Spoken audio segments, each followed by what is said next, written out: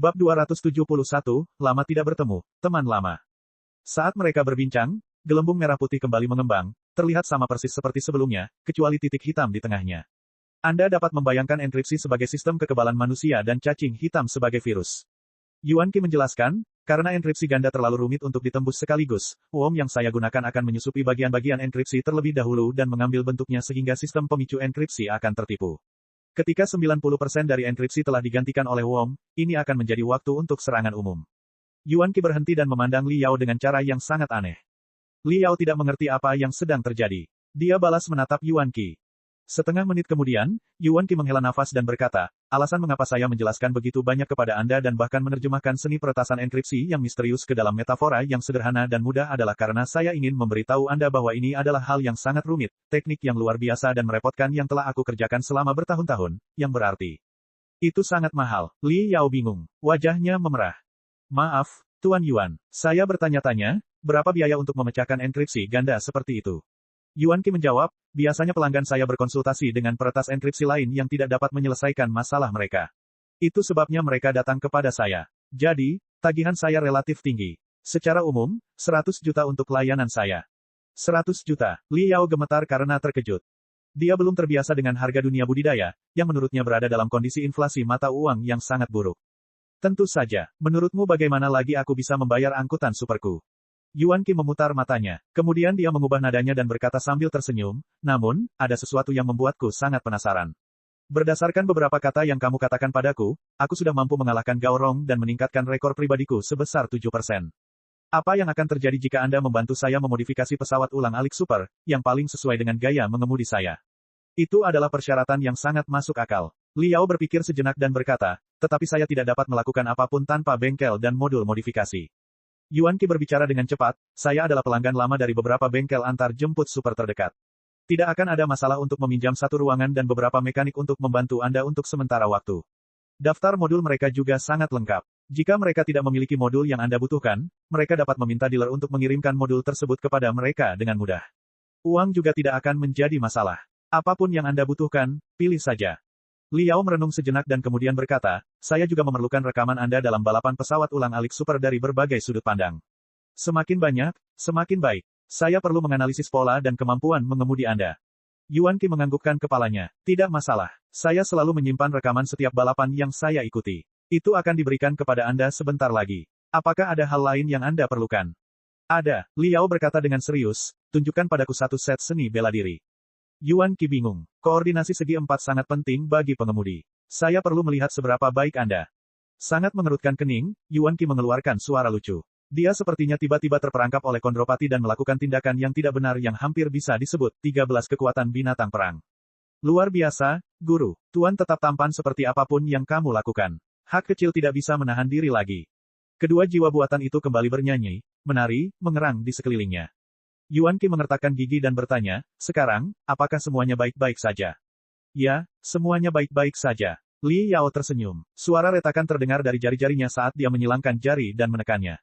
Aura penguasaan yang mengintimidasi menyelimuti Li Yao, sama seperti Yuan Qi saat dia berada di belakang keyboard virtual. Setengah jam kemudian, di bengkel super shuttle tidak jauh dari gudang. Tuan Sun, ini Tuan Fang, seorang ahli yang saya pekerjakan baru-baru ini. Tuan Fang akan memodifikasi ALKAID-1, yang saya kirim untuk pemeliharaan ke sini beberapa hari yang lalu. Dia akan membutuhkan salah satu kamar Anda juga beberapa mekanik untuk membantunya. Apakah ada masalah? Yuan Qi sangat akrab dengan bos bengkel tersebut. Dia menyeringai saat mereka berbicara. Tentu saja tidak. Saya yakin Tuan Fang pastilah seorang ahli perdagangan yang terkemuka. Kami bersyukur bahwa kami mempunyai kesempatan untuk belajar dari Tuan Fang. Tidak ada masalah sama sekali. Tuan Sun menunjukkan kepada mereka jalan ke bengkelnya dengan senyum lebar sementara dia mencibir dalam benaknya bertanya-tanya berapa banyak uang yang disebut, pakar, ini telah ditipu dari Yuan Qi. Ini bukan pertama kalinya Yuan Qi memperkenalkan seorang, ahli, kepadanya, yang dipercaya oleh Yuan Qi untuk memodifikasi pesawat supernya. Ahli atau tidak, biaya yang mereka kenakan semuanya sangat tinggi. Tapi tentu saja Tuan Sun tidak akan mengatakannya, karena sama seperti para ahli, dia juga mengandalkan uang Yuan Qi untuk memberi makan keluarganya sendiri. Bagaimanapun, Yuan Qi adalah seorang peretas enkripsi yang kaya. Pengeluarannya tidak berarti apa-apa di matanya. Di mata Tuan Sun, prinsip utama dunia budidaya adalah keramahan adalah pertanda kekayaan. Yang terbaik adalah saling memuji dan menghasilkan uang bersama. Mengapa dia harus mengatakan yang sebenarnya dan menakuti klien besar itu? Oleh karena itu, saat Liao memasuki pintunya, Tuan Sun mulai memujanya. Menurut pidato 5 menit yang dia berikan, Liao telah menjadi pengubah super shuttle terbaik di seluruh Star Glory Federation. ALKAID adalah milikmu sekarang. Dia adalah pesawat super kesayanganku. Aku harus menjaganya di sini untuk pemeliharaan karena kecelakaan kecil beberapa hari yang lalu. Itu sebabnya aku harus menggunakan pengganti untuk balapan hari ini. Petik 2. Yuan Qi tersenyum, cukup memakan waktu untuk memecahkan enkripsi ganda. Saya berharap akan ada siang dan malam lagi sebelum selesai. Saya perlu mengawasi prosesnya. Sementara itu, saya harap Anda dapat memberikan ALKAID kehidupan baru. Yuan Qi meninggalkan bengkel. Tuan Sun dan beberapa mekanik mendekat dan tersenyum. Sepertinya kita belum pernah bertemu sebelumnya, kan? Li Yao menganggukkan kepalanya. Dia berkata, saya tidak berpartisipasi dalam balapan Super Shuttle. Saya hanya seorang amatir, memodifikasi shuttle untuk bersenang-senang, itu saja. Tuan Sun dan mekaniknya saling memandang dengan takjub. Menakjubkan, seorang amatir telah mendapatkan kepercayaan Yuan Qi. Dia harus tahu apa yang dia lakukan. Perhatikan dan pelajari cara dia melakukan pekerjaannya. Tuan Sun menunjuk ke arah mekanik dengan matanya. Yuan Qi bukanlah seorang pemula yang tidak tahu apa-apa tentang angkutan super.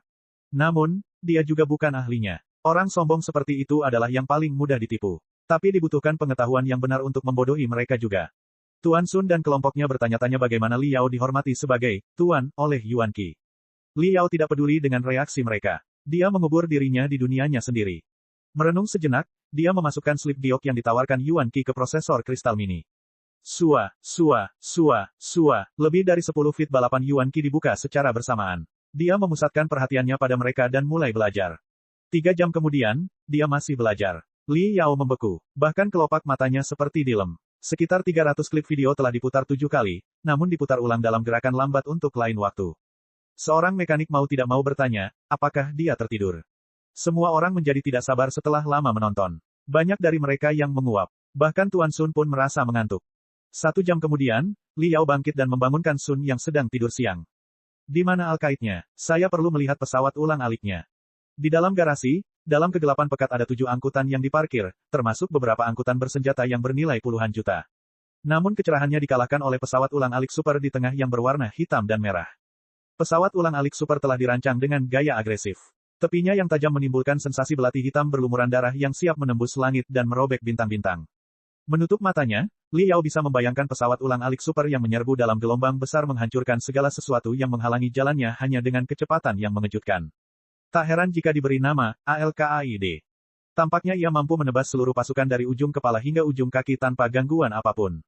Pintu pesawat ulang-alik terbuka. Li Yao duduk di dalam dan merentangkan benang spiritualnya ke setiap sudut pesawat ulang-alik super itu.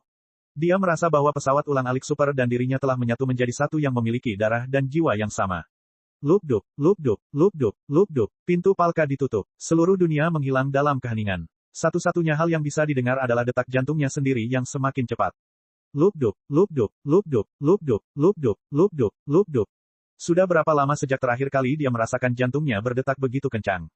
Dashboardnya dipenuhi dengan energi spiritual. Dengan pemikiran telepati, satu demi satu rangkaian rune kontrol menyala. Boom, bom, bom, arai rune anti-gravitasi ALKAID mulai bekerja. Ia melayang dari badan pesawat ulang-alik, menggigil karena napas berat, seperti binatang buas yang bersemangat yang siap menerkam mangsanya setelah menunggu seumur hidup. Coba saya lihat betapa bagusnya ALKAID ini, atau betapa bagusnya saya. Jauh di dalam otaknya tersembunyi kenangan yang tak terhitung jumlahnya tentang game balap. Dia dilahirkan ke dunia ini dengan kenangan ini, yang jauh lebih mendalam daripada ingatan Ouyezi. Balapan mobil hampir menjadi instingnya. Pelatihan pakaian kristal selama 3 bulan telah memberinya banyak keterampilan mengemudi. Mengendarai pakaian kristal sangat mirip dengan mengemudikan pesawat ulang-alik super, bahkan ratusan kali lebih sulit. Jika dia bisa menangani setelan kristal, dia pasti bisa menangani pesawat ulang-alik super. Dashboard pesawat ulang-alik super yang tampak rumit itu sejelas menu drop down di mata Li Yao. Namun dengan telepati, ALKAID meluncur keluar seperti laser. Keesokan paginya, Yuan Qi, yang sibuk sepanjang malam, kembali ke bengkel. Meski matanya penuh berlumuran darah, dia sangat bersemangat. Namun, yang membuatnya bingung, Tuan Sun dan mekaniknya tampak jelek di bengkel. Melihat wajah mereka yang ketakutan, orang mungkin mengira ada hewan prasejarah yang agung telah bersembunyi di ruangan di belakang mereka. Bab 272, sebuah lagu bernilai lebih dari 100 juta. Fokus Yuan Qi sangat tertarik pada beberapa hal aneh yang melayang di udara saat dia memasuki bengkel. Di bawah penerangan lampu, benang emas mengambang yang diameternya tidak melebihi 1/10 rambut di udara berkilauan. Kadang-kadang, seseorang juga dapat melihat lembaran emas yang sangat tipis dan hampir transparan berkibar, mengubah bengkel tersebut menjadi lautan seperti mimpi. Ini, benang emas dan kertas emas sepertinya dirasuki oleh roh iblis saat mereka menari di sekitar Yuan Qi.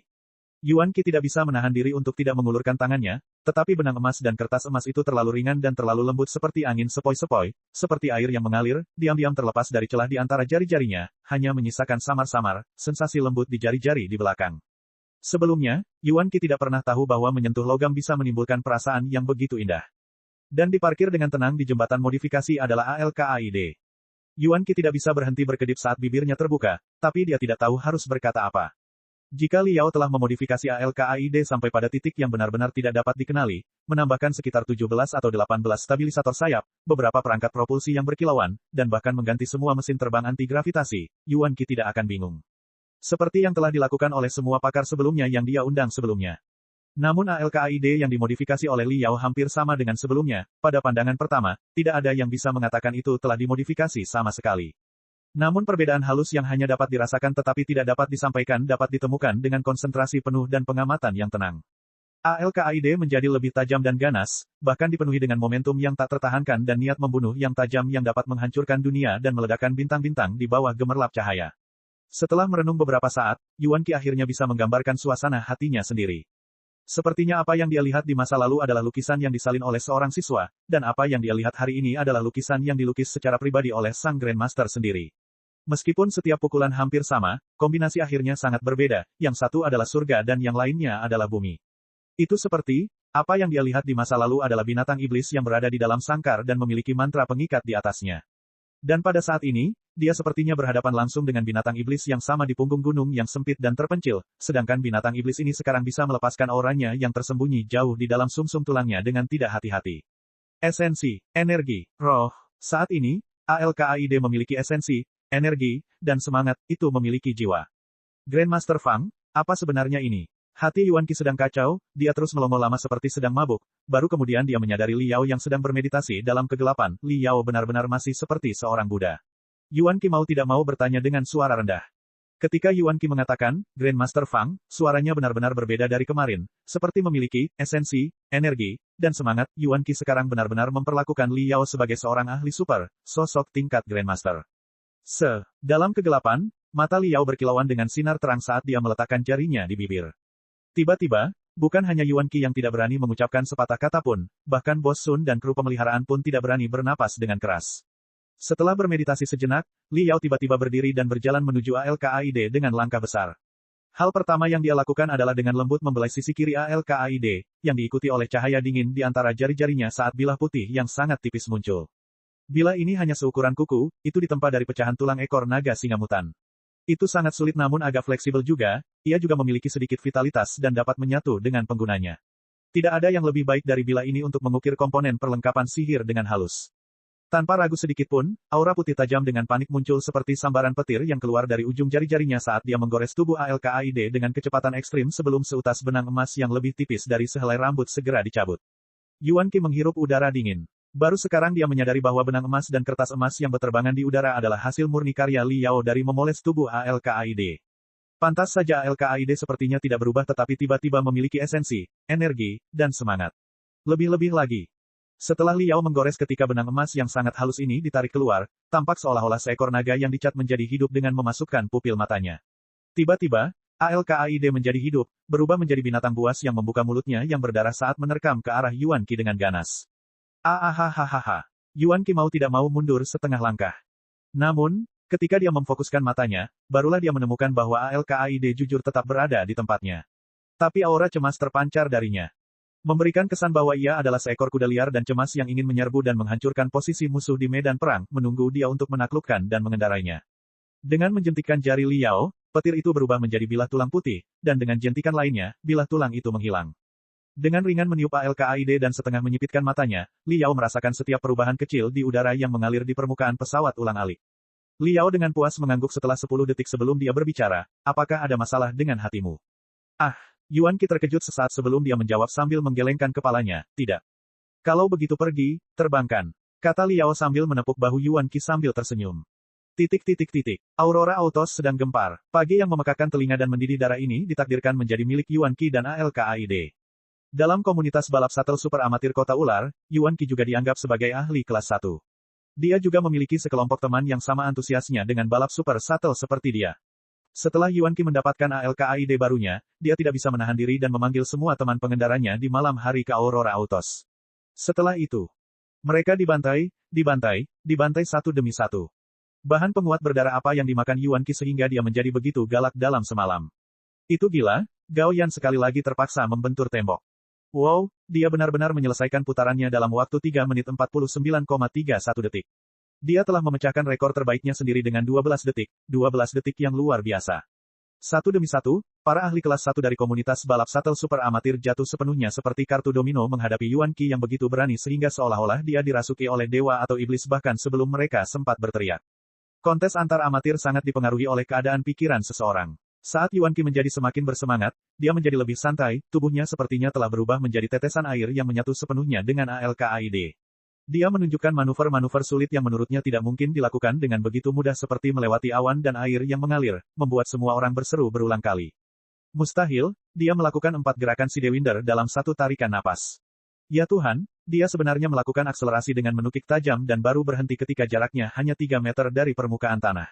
Untuk manuver ini, ada persyaratan yang sangat ketat baik bagi pengemudi maupun super shuttle. Manuver ini hanya bisa dilakukan oleh pemain profesional. Semua orang, termasuk staf Aurora Autos, ketakutan sampai-sampai kulit kepala mereka kesemutan menyaksikan penampilan gila Yuan Qi. Performa abnormal seperti itu tidak dapat dijelaskan hanya dengan kondisi pikiran yang luar biasa. Akhirnya banyak yang ingat Yuan Qi mengatakan bahwa ALKAID miliknya telah dimodifikasi oleh seorang ahli super. Pada awalnya, tidak ada yang memperhatikannya. Meskipun mereka menyadari bahwa ALKAID agak berbeda dari biasanya dengan wawasan tingkat amatir mereka masih tidak dapat mengatakan di mana perbedaannya. Itu hanyalah pesawat ulang-alik super biasa yang sedikit lusuh, dibandingkan dengan pesawat ulang-alik super modifikasi yang mereka tumpangi yang telah mengalami berbagai macam modifikasi, sampai-sampai tidak bisa dikenali sama sekali. Baru sekarang, ketika ALKAID yang lusuh ini telah sepenuhnya mengarahkan pesawat ulang-alik super mereka yang diperkuat, mereka ingat bahwa Yuan Qi telah menyebutkan Grandmaster Fang beberapa waktu yang lalu. Apakah Yuan Qi benar-benar beruntung dan bertemu dengan ahli pengubah pesawat ulang-alik super? Sementara banyak penggemar pesawat ulang-alik super sangat bingung dengan Aurora Autos, Liao duduk dengan tenang di sarang burung logam. Setengah menyipitkan matanya, dia mendengarkan raungan yang memekakkan telinga seolah dia sedang mendengarkan musik sambil memikirkan rencana masa depan. Memodifikasi angkutan super hanyalah sebuah hobi. Fokus utamanya masih membuat Mystic Skeleton Battle Suite, serta membangun bengkel pemurnian bintang iblis. Tentu saja, dia masih harus melakukan penyelidikan mendalam pada masalah pendeteksi binatang iblis dengan Shark Chow Guanyu dari persekutuan Zephyr sebelum semuanya. Semua ini memerlukan dukungan modal awal yang besar. Melihat secara dekat nilai harta surga dan bumi serta biaya penguraian Yuan Qi, Liao sangat menyadari berapa banyak uang yang dibakar oleh budidaya. Tidak heran sebagian besar kultivator terjebak dalam tahap penyempurnaan sepanjang hidup mereka. Memang penghasilan mereka lebih banyak, tapi pengeluaran mereka juga lumayan banyak. Apakah ada cara untuk mendapatkan banyak uang dengan cepat? Liao dengan ringan menggaruk dagunya saat dia mulai merenung. Jika dia ingin kaya, dia harus mengambil risiko. Cara tercepat untuk menghasilkan uang di kota ular tentunya adalah dengan berjudi. Ada total 7 kasino super besar di kota ular, yang khusus didedikasikan untuk para penggarap. Puluhan miliar bergerak naik dan turun dalam hitungan menit dan detik. Namun, Liao mengetahui keterbatasannya. Meskipun dia memiliki wawasan yang jahat dan tangannya sangat cepat karena melatihnya dengan latihan tulang lentur 1000 jari, yang berasal dari teknik mencuri kuno siang dan malam yang secara alami dapat digunakan dalam perjudian. Namun, pada akhirnya, dia hanyalah seorang kultivator tahap penyempurnaan yang tidak signifikan. Kasino-kasino besar di kota ular diawasi oleh para penggarap panggung fondasi bangunan atau bahkan tokoh dikdaya tahap formasi inti. Seorang penjudi setengah matang seperti dia berjudi, dia hanya akan mencari kematian lebih cepat. Bagaimana jika aku membantu teman-teman Yuan Qi memodifikasi pesawat ulang-alik super mereka dan mendapatkan sedikit uang? Saat gagasan ini terlintas di benaknya, gagasan itu langsung ditolak. Dia tahu betul bahwa biaya modifikasi pesawat ulang-alik super dan biaya mendekripsi Yuan Qi sebenarnya tidak ada bandingannya. Hanya karena Yuan Qi tergila-gila dengan angkutan, dia mengajukan kondisi seperti itu. Di pasaran, memodifikasi pesawat ulang-alik super tingkat amatir, paling banyak, bernilai beberapa juta atau lebih. Selain itu, memodifikasi pesawat ulang-alik sangatlah melelahkan. Tadi malam, dia tidak melakukan modifikasi besar apapun pada struktur internal ALKAID dan hanya melakukan beberapa optimasi pada bodinya, namun dia merasa sedikit tertarik. Benar-benar melelahkan, dia hanya dapat melakukan beberapa modifikasi dalam seminggu. Itu adalah cara yang sangat lambat untuk menghasilkan uang. Dia tidak punya banyak waktu untuk disia-siakan di kota ular. Semuanya harus selesai dalam 3 hari. Saat Liao sedang sakit kepala, Yuan Qi, seperti monyet yang menaiki awan dan mengendarai kabut, datang sambil menggoyangkan tangannya. Mengikuti jejaknya, banyak orang yang menatap Liao dengan tatapan lapar di mata mereka.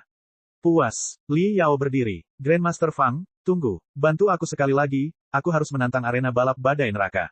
Teriak Yuan Qi, yang membuat semua orang menghirup udara dingin saat ekspresi keheranan sekaligus kegembiraan muncul di wajah mereka. Li Yao dapat menebak bahwa arena balap badai neraka memang luar biasa dari ekspresi mereka. Alisnya berkedut saat dia menatap Yuan Qi dengan tatapan ketidakpastian di matanya. Setelah memenangkan pertempuran demi pertempuran, kepercayaan diri Yuan Qi melonjak tinggi. Dia tidak dapat menahan diri untuk tidak menggosok tangannya saat dia berbicara. Hellstorm Ratchet Track adalah lintasan Aurora Autos yang paling sulit, paling berbahaya, dan paling tidak dapat diprediksi. 9 dari 10 pembalap bahkan tidak dapat menyelesaikan satu putaran pun. Dan sekarang yang terbaik rekor menyelesaikan putaran adalah 11 menit 47,35 detik. Selain itu, Aurora Autos juga menawarkan hadiah untuk menarik lebih banyak ahli. Aurora Autos akan membayar 1 juta selama seseorang dapat mencapai waktu terbaik setiap 0,1 detik. 10 juta untuk 1 detik. 100 juta selama 10 detik. Bab 273, Menyapu Batu. Arena balap Hellstorm adalah trek balap legendaris bagi pembalap super shuttle amatir.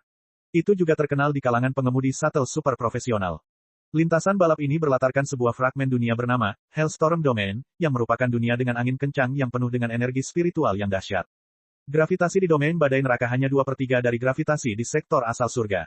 Banyak batu raksasa yang melayang di langit dan membentuk sabuk batu mengambang yang tak terduga.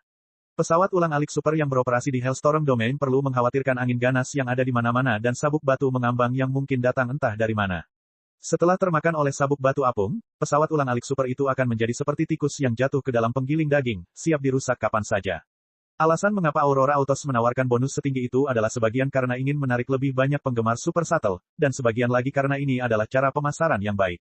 Setiap pengemudi yang telah menyelesaikan arena balap badai neraka, apapun hasilnya, perlu merombak angkutan supernya atau bahkan memperbaruinya seluruhnya. Biaya perbaikan dan modifikasinya saja sudah cukup menguntungkan bagi Aurora Autos. Dalam beberapa kasus, pengemudi yang kesal akan langsung membeli pesawat ulang-alik super baru dari Aurora Autos ketika pesawat lamanya jatuh di arena balap Hellstorm, hanya untuk menabrakkannya lagi di arena pacuan kuda setengah hari kemudian. Dengan biaya dari pengemudi, bonus dapat diperoleh kembali dengan mudah. 0,1 detik untuk 1 juta, 1 detik untuk 10 juta, 10 detik untuk 100 juta.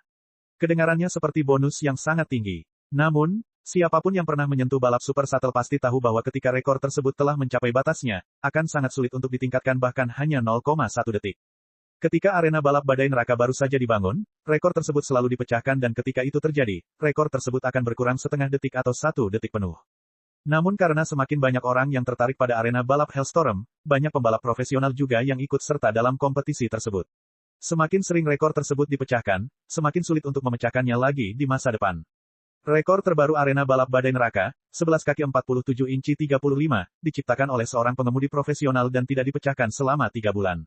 Meski begitu, tak terhitung banyaknya penggemar super shuttle yang masih antusias dengan Hellstorm Ratchet Track. Salah satu motivasi utama mereka adalah banyaknya ketidakpastian di lintasan balap ini. Di arena pacuan kuda normal, kesenjangan antara pembalap amatir dan pembalap profesional sangat jelas. Sama sekali tidak mungkin seorang pembalap amatir bisa memecahkan rekor yang dibuat oleh pembalap profesional. Sebagai perbandingan, Hellstorm Ratchet Track mengurangi kesenjangan antara profesional dan amatir seminimal mungkin. Secara teoritis, jika seorang pembalap amatir cukup beruntung untuk balapan di bawah cuaca yang tenang tanpa terhalang oleh sabuk batu apung, ada kemungkinan besar dia bisa mengalahkan rekor pembalap profesional. Meskipun itu hanya kemungkinan teoritis, itu masih lebih baik daripada tidak sama sekali. Seiring berjalannya waktu, bukan bonus yang dikejar oleh para penggemar super shuttle. Mereka terlalu kaya untuk menganggap remeh uang receh dengan serius. Saya telah mengalahkan pembalap profesional bla bla bla di Hellstorm Ratchet Track. Deklarasi kemenangan seperti itulah yang mereka kejar. Oleh karena itu, meskipun ini adalah arena pacuan kuda yang sangat sulit, para penantang tetap datang dan mencoba, yang sesuai dengan tujuan bos Aurora Autos. Saya tidak peduli dengan bonusnya. Mata Yuan Qi bersinar kemerahan. Dia berteriak dengan keras, saya hanya ingin tahu berapa batasan saya. Li Yao menatap sarang burung itu. Sesaat kemudian, dia bertanya, apakah ada persyaratan bagi pengemudi atau kendaraan untuk menantang arena balap Hellstorm? Yuan Qi menggelengkan kepalanya. Tidak ada yang istimewa, hanya ada 2. Pertama, pengemudi hanya dapat menggunakan kekuatan tahap penyempurnaan. Dilarang keras menggunakan kekuatan tahap fondasi bangunan atau lebih tinggi. Ini demi keadilan permainan, yang seharusnya merupakan kompetisi murni keterampilan mengemudi. Kedua, Pesawat ulang-alik super dapat dimodifikasi sesuai keinginan pengemudi, kecuali bahwa perisai spiritual kendaraan harus dijaga di bawah jumlah tertentu dan tidak ada senjata agresif yang boleh dipasang pada kendaraan. Jika tidak, seseorang mungkin memutuskan untuk meledakkannya. Sabuk batu apung menjadi berkeping-keping sebelum melanjutkan perjalanan, yang merupakan tindakan kotor. Li Yao merenung sejenak. Dia berkata, ayo kita rawat Al-Qaidmu dulu. Aku juga sangat tertarik dengan arena balap badai neraka ini. 1 jam kemudian, melalui susunan teleportasi skala besar, Yuan Qi mengarahkan ALKAID ke domain badai neraka. Hampir 100 kamera kristal menangkap apa yang terjadi di dalam domain badai neraka dan mengirimkan gambar tersebut ke berkas cahaya raksasa di luar sarang burung. Beberapa gambar diambil dari sudut pandang Yuan Qi, yang membuat penonton merasa bahwa mereka juga berada di super shuttle yang siap menghadapi tantangan. Dengan boomingnya rangkaian power rune dan musik yang meledak-ledak, semua orang merasakan jantung mereka berdebar kencang dan darah mereka mendidih. Didorong oleh getaran yang penuh gairah, banyak penonton bersiap untuk mengambil kesempatan mereka di arena balap badai neraka ketika Yuan Qi selesai. Li Yao tidak bisa menahan tawa ketika dia melihat gambar domain badai neraka. Angin menderu, pasir yang melayang, bumi yang mengaduk, lingkungan domain badai neraka hampir persis sama dengan area badai debu tempat dia berlatih siang dan malam saat dia berada di kamp pelatihan guntur. Satu-satunya perbedaan adalah intensitas angin di domain badai neraka jauh lebih lemah dibandingkan di area badai debu. Jika area tersebut persis sama dengan area badai debu, tidak ada pengemudi yang dapat melewatinya dengan pesawat ulang-alik super. Terlebih lagi, karena gravitasinya yang rendah, sabuk batu terapung yang berkeliaran di langit jauh lebih padat dibandingkan dengan yang ada di area badai debu. Mereka seperti binatang raksasa yang terbuat dari bebatuan yang mengintai di depan pengemudi menunggu mangsanya. Pemandangan di domain badai neraka mengingatkan Li Yao pada hari-hari ketika dia membunuh tornado satu demi satu. Jari-jarinya menari-nari ke atas dan ke bawah tanpa dia sadari. Arena pacuan kuda di Hellstorm Domain ditandai oleh 2 lampu mistik dan meluas jauh ke dalam angin dan pasir. ALKAID meraung dan menyerbu ke dalam badai pasir, seperti seorang pejuang perkasa yang menyerang formasi pasukan musuh sendirian. Li Yao memusatkan seluruh perhatiannya pada Yuan Qi, tidak melewatkan sedikit pun gerakan kecil yang dia lakukan selama balapan. Setelah menantang arena balap badai neraka beberapa kali, Yuan Qi cukup akrab dengan amukan angin. ALKAID bagaikan pisau bedah yang tajam, menemukan celah di antara angin dan memotongnya dalam bentuk lengkungan. Penampilannya, meski tidak profesional di mata Li Yao, namun cukup bagus untuk membuat para penggemar super shuttle tergila-gila. Semua orang mencabut rambut mereka dan tidak bisa mempercayai mata mereka. Luar biasa, Yuan Qi benar-benar luar biasa hari ini. Dia tidak terganggu oleh angin selama 1 menit penuh. Setiap celah di antara hembusan angin telah terdeteksi. Pergerakannya juga sangat tepat. Li Yao tersenyum. Memang benar melewati angin melalui celah-celah tersebut dapat menghindari gangguan angin. Namun, itu juga berarti pesawat ulang-alik super tidak akan bisa dirangsang oleh kekuatan angin. Itu bisa diterima, tapi hanya bisa diterima. Seperti kata pepatah, biarkan angin membimbing kapal saat Anda berlayar, hanya dengan hembusan angin seseorang dapat berharap untuk menembus batas dari segala batasan. Inilah yang dipelajari Li Yao di area badai debu. Segera, Yuan Qi menemukan sabuk batu terapung pertama. Batu-batu berserakan yang tak terhitung jumlahnya, di bawah angin kencang, saling bertabrakan dan menghancurkan, melesat ke berbagai arah tanpa pola apapun. Itu seperti medan perang tanpa belas kasihan. Yuan Qi melambat, namun kendaraannya lebih kabur dari sebelumnya, seperti lilin yang diserang angin namun tetap menyala, betapapun tidak stabilnya. Aduh, Yuan Qi bergegas keluar dari sabuk batu terapung pertama. Dia mempercepat lagi. Segera, pesawat ulang-alik supernya telah melewati 4 sabuk batu terapung tanpa mengalami kerusakan. Namun ia tersangkut sabuk batu apung yang luar biasa saat sudah sampai di garis finish. Cangkang ALKAID retak saat batu yang berserakan menghantamnya seperti peluru, mengakibatkan goresan dan pecah yang tak terhitung jumlahnya. Sial, Yuan Qi telah terjerat. Tidak ada pesawat ulang-alik yang mampu bertahan dari dampak intensif seperti ini. Dia harus keluar dari permainan. Di tengah teriakan mengejutkan semua orang, Yuan Qi bertahan seperti kupu-kupu di tengah badai petir. Dengan menukik, dia mempercepat dan keluar dari sabuk batu terapung dari bawahnya dalam bentuk busur yang panjang, sebelum akhirnya mencapai garis finish. Bagus. Yuan Qi berseru kegirangan, meski kakinya masih menggigil saat merangkak keluar dari ALKAID yang tidak lebih baik dari tumpukan sampah dengan luka yang dalam. 12 kaki 12 inci 38. Peningkatan setengah menit dari rekor pribadi saya. Seandainya saya tidak beruntung bertemu dengan sabuk batu terapung itu menjelang akhir, saya mungkin bisa memecahkan rekor putaran profesional. Tuan Fang, apakah ada kemungkinan untuk lebih meningkatkan kinerja ALKAID? Bisakah Anda secara khusus menyesuaikannya dengan arena balap badai neraka? Yuan Qi berteriak dan berteriak karena terlalu bersemangat.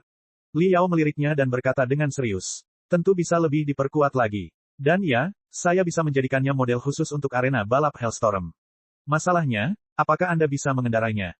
Hah, Yuan Qi bingung. Dia hanya mengajukan pertanyaan karena senang dan tidak mengharapkan jawaban yang pasti.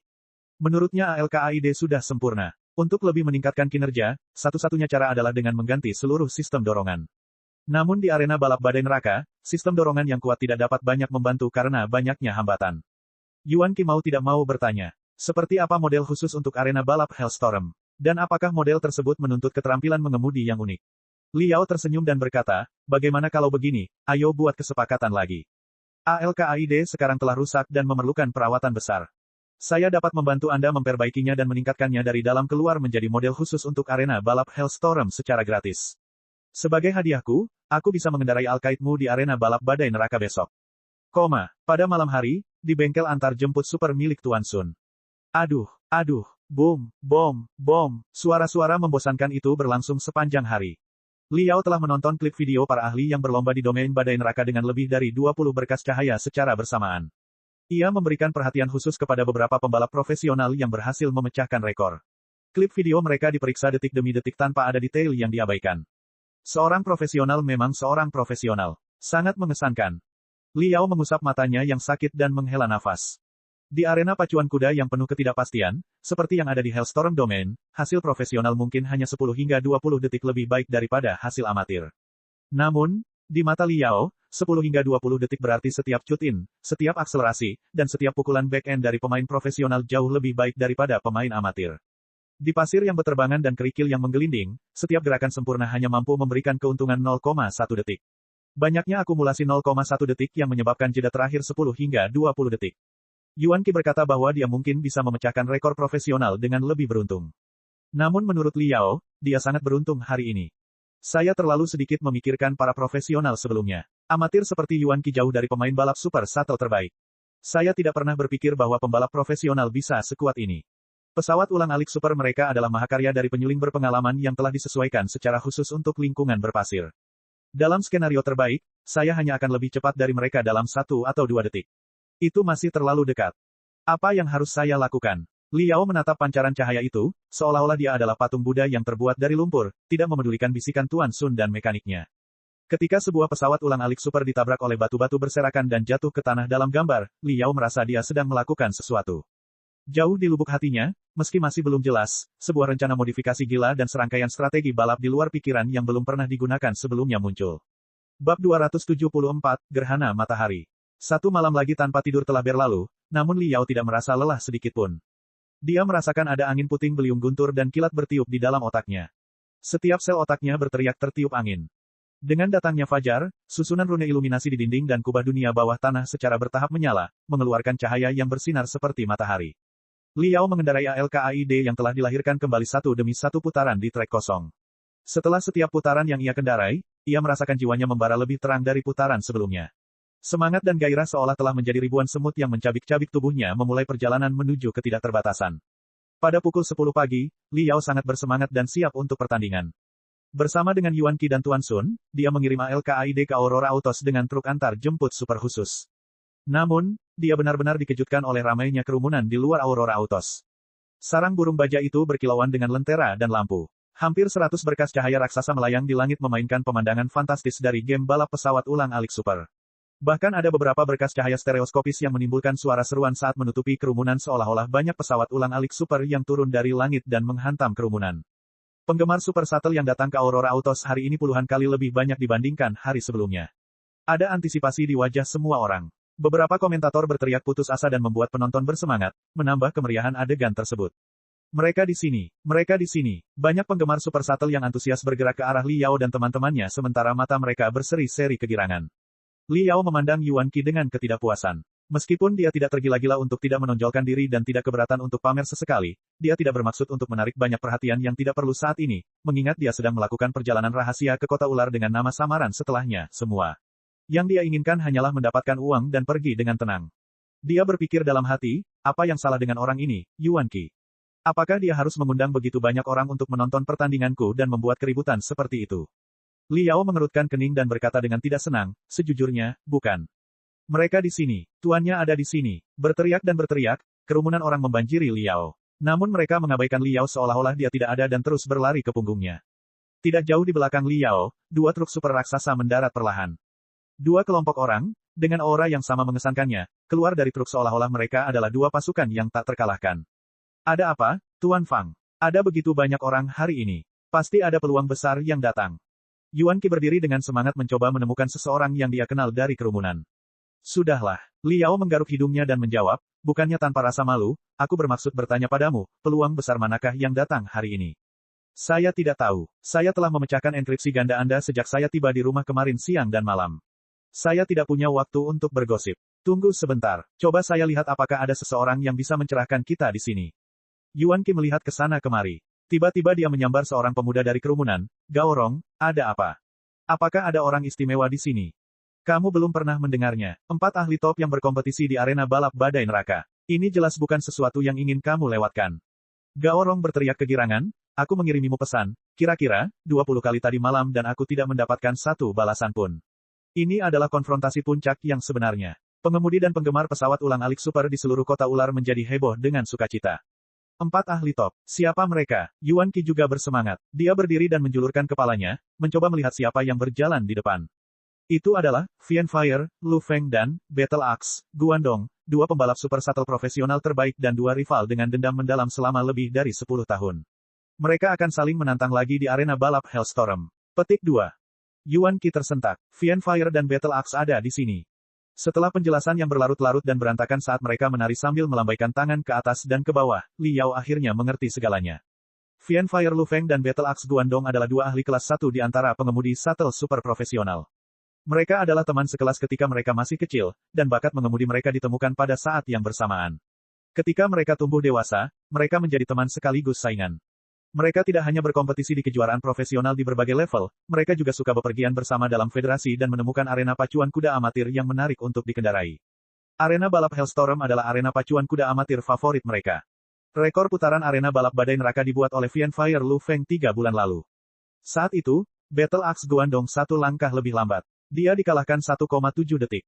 Hari ini, dia datang untuk membalas dendam. Tunggu, kamu baru saja mengatakan bahwa 4 ahli top bersaing di arena balap badai neraka. Siapakah 2 pembalap lainnya selain Fianfire Lu Feng dan Battle Axe Guandong, 2 rival seumur hidup? Li Yao mau tidak mau bertanya ketika dia mendengar bagian ini. Itulah mengapa saya mengatakan bahwa ini bukanlah sesuatu yang ingin dilewatkan oleh penggemar pesawat ulang-alik manapun.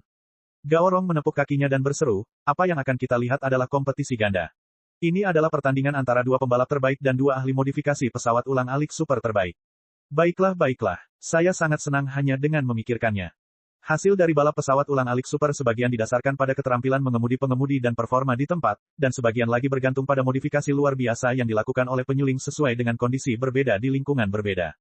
Dalam dunia balap super shuttle, seorang ahli modifikasi super shuttle seringkali menikmati ketenaran dan status yang lebih tinggi daripada pengemudi profesional. Mereka dihormati sebagai orang yang bisa memanipulasi waktu. Yuan Qi bertanya dengan tergesa-gesa, siapakah kedua pemurni itu?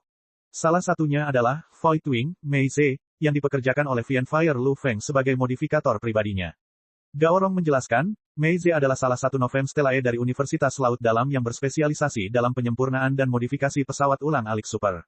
Dikatakan bahwa dia adalah yang terbaik dalam menyempurnakan pesawat ulang-alik bersenjata. Memodifikasi pesawat ulang-alik super hanyalah salah satu hobinya. Meski begitu, dia telah menjadi salah satu ahli modifikasi pesawat ulang-alik super terbaik di federasi dalam beberapa tahun. Prestasi Fianfire Lu Feng tidak akan tercapai tanpa modifikasi Meize. Li Yao merasakan jantungnya berdebar kencang saat mendengar apa yang baru saja dikatakan Gaorong. Matanya langsung dipenuhi rasa haus darah. Permusuhannya begitu kuat sehingga tampak menyatu menjadi tetesan air yang membara. Voidwing Meize, salah satu Novem Stellae. Salah satu ahli modifikasi pesawat ulang-alik super terbaik. Sangat menarik. Adapun yang terakhir, Gaorong sengaja berhenti sejenak sebelum mengungkap misterinya. Dia adalah Gerhana Matahari. Apa? Yuan Qi berteriak dengan nada tertinggi yang dia bisa tak terkendali. Gerhana Matahari. Gerhana Matahari telah datang. Saat itu, penonton juga menyihir nama, Solar Eclipse, yang membuat histerianya tidak terlalu memalukan dari yang seharusnya. Namun, Li Yao linglung sejenak. Dia tahu nama-nama sebagian besar penyuling terkenal di federasi, tapi, Gerhana Matahari, kedengarannya tidak asing. Baru setelah dia bertanya dengan rasa ingin tahu, dia mengetahui kisah Solar Eclipse, yang telah menjadi salah satu selebriti paling populer dan berpengaruh di Serpent City selama 3 bulan terakhir. 3 bulan yang lalu, ketika dia memasuki kota ular sendirian dengan tangan kosong, tidak ada yang tahu latar belakangnya, juga tidak ada yang peduli. Dia kemudian mengunjungi penyuling paling dihormati di kota ular dan menantang mereka di bidang yang paling mereka kuasai. Di bulan pertama, dia hampir tidak mendapatkan kemenangan apapun. Selama hari terburuknya, dia mengalami 8 kekalahan beruntun. Semua orang menganggapnya sebagai lelucon atau orang gila. Tapi dia tidak peduli. Dia hanya menantang mereka berkali-kali, dan dia berkembang dengan kecepatan yang tak terbayangkan. Di bulan kedua, dia sudah bisa bermain imbang dengan beberapa penyuling dalam kompetisi di bidang keahliannya. Pada bulan ketiga, dia mulai menghancurkan para penyuling kota ular satu demi satu seperti pembantaian. Gerhana matahari menjadi terkenal seperti letusan gunung berapi. Dia menjadi salah satu penyuling terbaik di kota ular hanya dalam waktu 3 bulan. Mengingat frekuensinya yang menantang, diyakini bahwa salah satu itu bisa dihilangkan dan dia akan menjadi penyuling terbaik di kota ular pada tahun depan. Julukannya, Gerhana Matahari, berasal dari pernyataan gilanya. Dia menyatakan bahwa dia akan menjadi bintang yang menyala bahkan lebih terang dari matahari di langit, dan ketika dia muncul, kecemerlangannya akan menjadi segalanya yang bisa dilihat. Bahkan matahari pun akan dibayangi olehnya. Itu sebabnya dia disebut Gerhana Matahari. Meski banyak orang mempertanyakan kesehatan mentalnya, tidak ada yang meragukan kemampuannya. Sebaliknya, nama Gerhana Matahari, yang membawa kesan kegilaan, sangat cocok untuk tempat yang liar dan kacau seperti kota ular. Ketika kisahnya diketahui, ia dengan cepat menjadi idola banyak pemuda di kota ular. Tunggu sebentar, Li Yao tenggelam dalam pikirannya. Orang, Solar Eclipse ini, pemurni terbaik di kota ular, kebetulan tidak memiliki kepala yang botak dan bersinar, bukan? Bagaimana kamu tahu? Gao Rong menganggukkan kepalanya, Gerhana Matahari memang botak. Tapi kepalanya tidak bersinar. Ketika nama, Gerhana Matahari, tersebar, dia meminta seorang ahli tato spiritual untuk menato gambar gerhana cincin yang jelas di dahinya, yang terlihat seperti sebuah kolapsar yang menyerap semua cahaya di sekitarnya. Itu dia, Li Yao menyeringai. Kebetulan, teman lama bertemu lagi. Yuan Qi, pernahkah kamu bertanya-tanya dari mana datangnya gerhana matahari? Sekarang sudah terungkap. Gao Rong melanjutkan, nama asli gerhana matahari adalah Jiang Shaoyang. Dia berasal dari Departemen Pemurnian Universitas Laut Dalam dan dikenal sebagai bintang ke-10 pemurni terbaik selain Novem Stellae. Dia juga keponakan Jiang Sheng, supernova. Apa? Yuan Qi terkejut dan menggelengkan kepalanya, gerhana matahari bukanlah tipe orang yang mau berada di bawah seseorang. Pemurni terbaik selain Novem Stellae. Ini seperti menamparkan wajahnya. Benar bahwa, Gao Rong meringis, menurutmu mengapa mereka mengadakan pertandingan hari ini? Jiang Shaoyang, gerhana matahari, mendeklarasikan perang terhadap Novem Stellae dengan arena balap badai neraka sebagai medan perangnya. Dia akan mengalahkan Mei Ze, sang master modifikasi pesawat ulang-alik Super Novem Stellae, dalam pertempuran pertamanya. Dia adalah, Yuan Qi sangat gembira hingga dia merasa pusing sekarang, ini memang kompetisi ganda. Fian Fire Lu Feng versus Battle Axe Guandong, Void Wing Mei Ze versus Solar Eclipse Jiang Shaoyang. Betapa menakjubkannya nanti. Gao Rong dan Li Yao mencoba menerobos kerumunan. Sesaat kemudian, dia menyadari sesuatu. Kemudian dia berjalan mundur beberapa langkah dan berkata kepada Li Yao sambil menggaruk rambutnya, Tuan Fang, sepertinya hari ini bukan hari keberuntunganmu. Jiang Shaoyang dan Mei Ze, dua ahli dalam bidang pemurnian, pasti memutar otak dan memodifikasi dua pesawat ulang-alik super sempurna untuk konfrontasi ini. Fian Fire Lu Feng dan Battle Axe Guandong, dua pembalap andalan, akan mencoba yang terbaik di game mendatang dalam kondisi terbaik mereka. Siapapun yang menang pasti akan mencetak rekor putaran baru untuk arena balap badai neraka. Kamu tidak akan mempunyai kesempatan untuk bersaing dengan orang-orang ini. Bab 275, ALKAID Brutal. Lu Feng, Guandong, Guandong. Diiringi sorak-sorai putus asa dari penonton, dua pengemudi es berjalan keluar menuju truk, yang langsung membuat para penggemar Super Shuttle terbakar. Fian Fire Lu Feng kurus, dengan sepasang mata yang cerdas. Dia tampak seperti angin sepoi-sepoi yang tidak dapat diprediksi. Battle Axe Guandong, sebaliknya, bertubuh tinggi dan kuat dengan ukuran tubuh yang jauh lebih besar dari pengemudi Super Shuttle profesional biasa. Dia memiliki alis lebat, mata menakutkan, dan wajah persegi, mengeluarkan aroma yang mengintimidasi darinya. Dia benar-benar seperti kapak perang yang tak terhentikan. Pertandingan akan segera dimulai, namun keduanya masih mengobrol dan tertawa dengan nyaman. Ludong, aku tidak menyangka kamu akan menantangku lagi setelah hanya 3 bulan. Apakah kamu yakin kamu siap? Jika ternyata kamu lebih lambat dariku sebanyak itu lagi, itu akan sangat memalukan. Fian Fire menyeringai. Saya juga tidak. Battle Axe Guandong tersenyum dan berkata dengan percaya diri, setengah bulan yang lalu, aku diberitahu bahwa ada pengubah pesawat ulang-alik super di kota Serpent yang sangat hebat. Oleh karena itu, aku mengunjunginya dengan harapan dia bisa membantu meningkatkan pesawat ulang-alikku, hanya untuk mengetahui bahwa dia sedang bertanding dengan Jiang Shaoyang, gerhana matahari. Saya mendapat kehormatan untuk mengundang Guru Jiang untuk mendesain ulang pesawat ulang-alik super khusus untuk arena balap badai neraka untuk saya kamu lagi. Berhati-hatilah saat pertandingan dimulai. Tuan Fang jauh lebih terampil dari yang kamu duga. Bukankah Jiang Shaoyang, gerhana matahari, awalnya adalah bintang ke-10 dari Universitas Laut Dalam? Fian Fire Lu Feng berkata dengan sangat bangga, pengubahku adalah Master Mei Ze, Void Wing, dari Novem Stellae. Aku yakin dia adalah kakak laki-laki Jiang Shaoyang, jika kita memahaminya. Kali ini, ketika dia mendengar bahwa Jiang Shaoyang adalah pengubah Anda, dia melakukan peningkatan menyeluruh pada pesawat ulang-alik super saya. Anda akan tahu apa yang saya maksud beberapa saat kemudian. Saat mereka berdebat, Jiang Shaoyang dan Mei Ze juga saling berhadapan di belakang mereka. Shaoyang, kamu telah mengecewakan seluruh Departemen Pemurnian Universitas Laut Dalam. Void Wing, Mei Ze adalah pria serius berusia 30-an. Meskipun usianya belum terlalu tua, ia memiliki beberapa kerutan dalam di dahinya yang sepertinya diukir dengan pisau. Mei Ze pernah menjadi murid Jiang Sheng ketika Jiang Shaoyang baru berusia 7 atau 8 tahun. Dia telah menyaksikan pertumbuhan Jiang Shaoyang dari seorang anak menjadi seorang pemuda, dan dia tidak ragu untuk memberinya pelajaran ketika dia berpikir sebuah pelajaran harus diberikan. Kami tidak pernah berpikir bahwa Anda akan berakhir di tempat yang kacau dan tanpa hukum, seperti kota ular dan menjadi rusak seperti ini. Jiang Shaoyao diam. Dia dulunya adalah pria yang bersinar dan menjadi pusat perhatian kemanapun dia pergi. Namun saat ini, seluruh kecemerlangannya telah diserap oleh tato gerhana anular di dahinya, membuatnya lebih eksentrik dari sebelumnya. Dia terdiam selama lebih dari setengah menit setelah Mei Ze menyelesaikan pidato sarkastiknya. Lalu perlahan dia berkata, aku sedang memikirkan sebuah pertanyaan akhir-akhir ini. Jika Departemen Pemurnian Universitas Laut Dalam mewakili puncak ideologi pemurnian elit dan Departemen Pemurnian dari lembaga perang terpencil mewakili puncak ideologi pemurnian akar rumput, jalan dan ideologi apa yang harus saya tempuh untuk mengalahkan mereka berdua? Aku sudah lama merenungkan pertanyaan itu tanpa jawaban apapun, sampai aku tidak sengaja datang ke kota ular. Mei Ze menyipitkan mata. Apakah kamu menemukan ideologi ketiga di tempat ini? Jiang Shaoyang tersenyum, gigi putihnya melotot. Tidak. Seperti yang kamu katakan, kota ular adalah tempat yang kacau dan tanpa hukum. Para penyuling di sini tidak peduli dengan gaya atau ideologi. Hanya ada satu hal yang mereka pedulikan.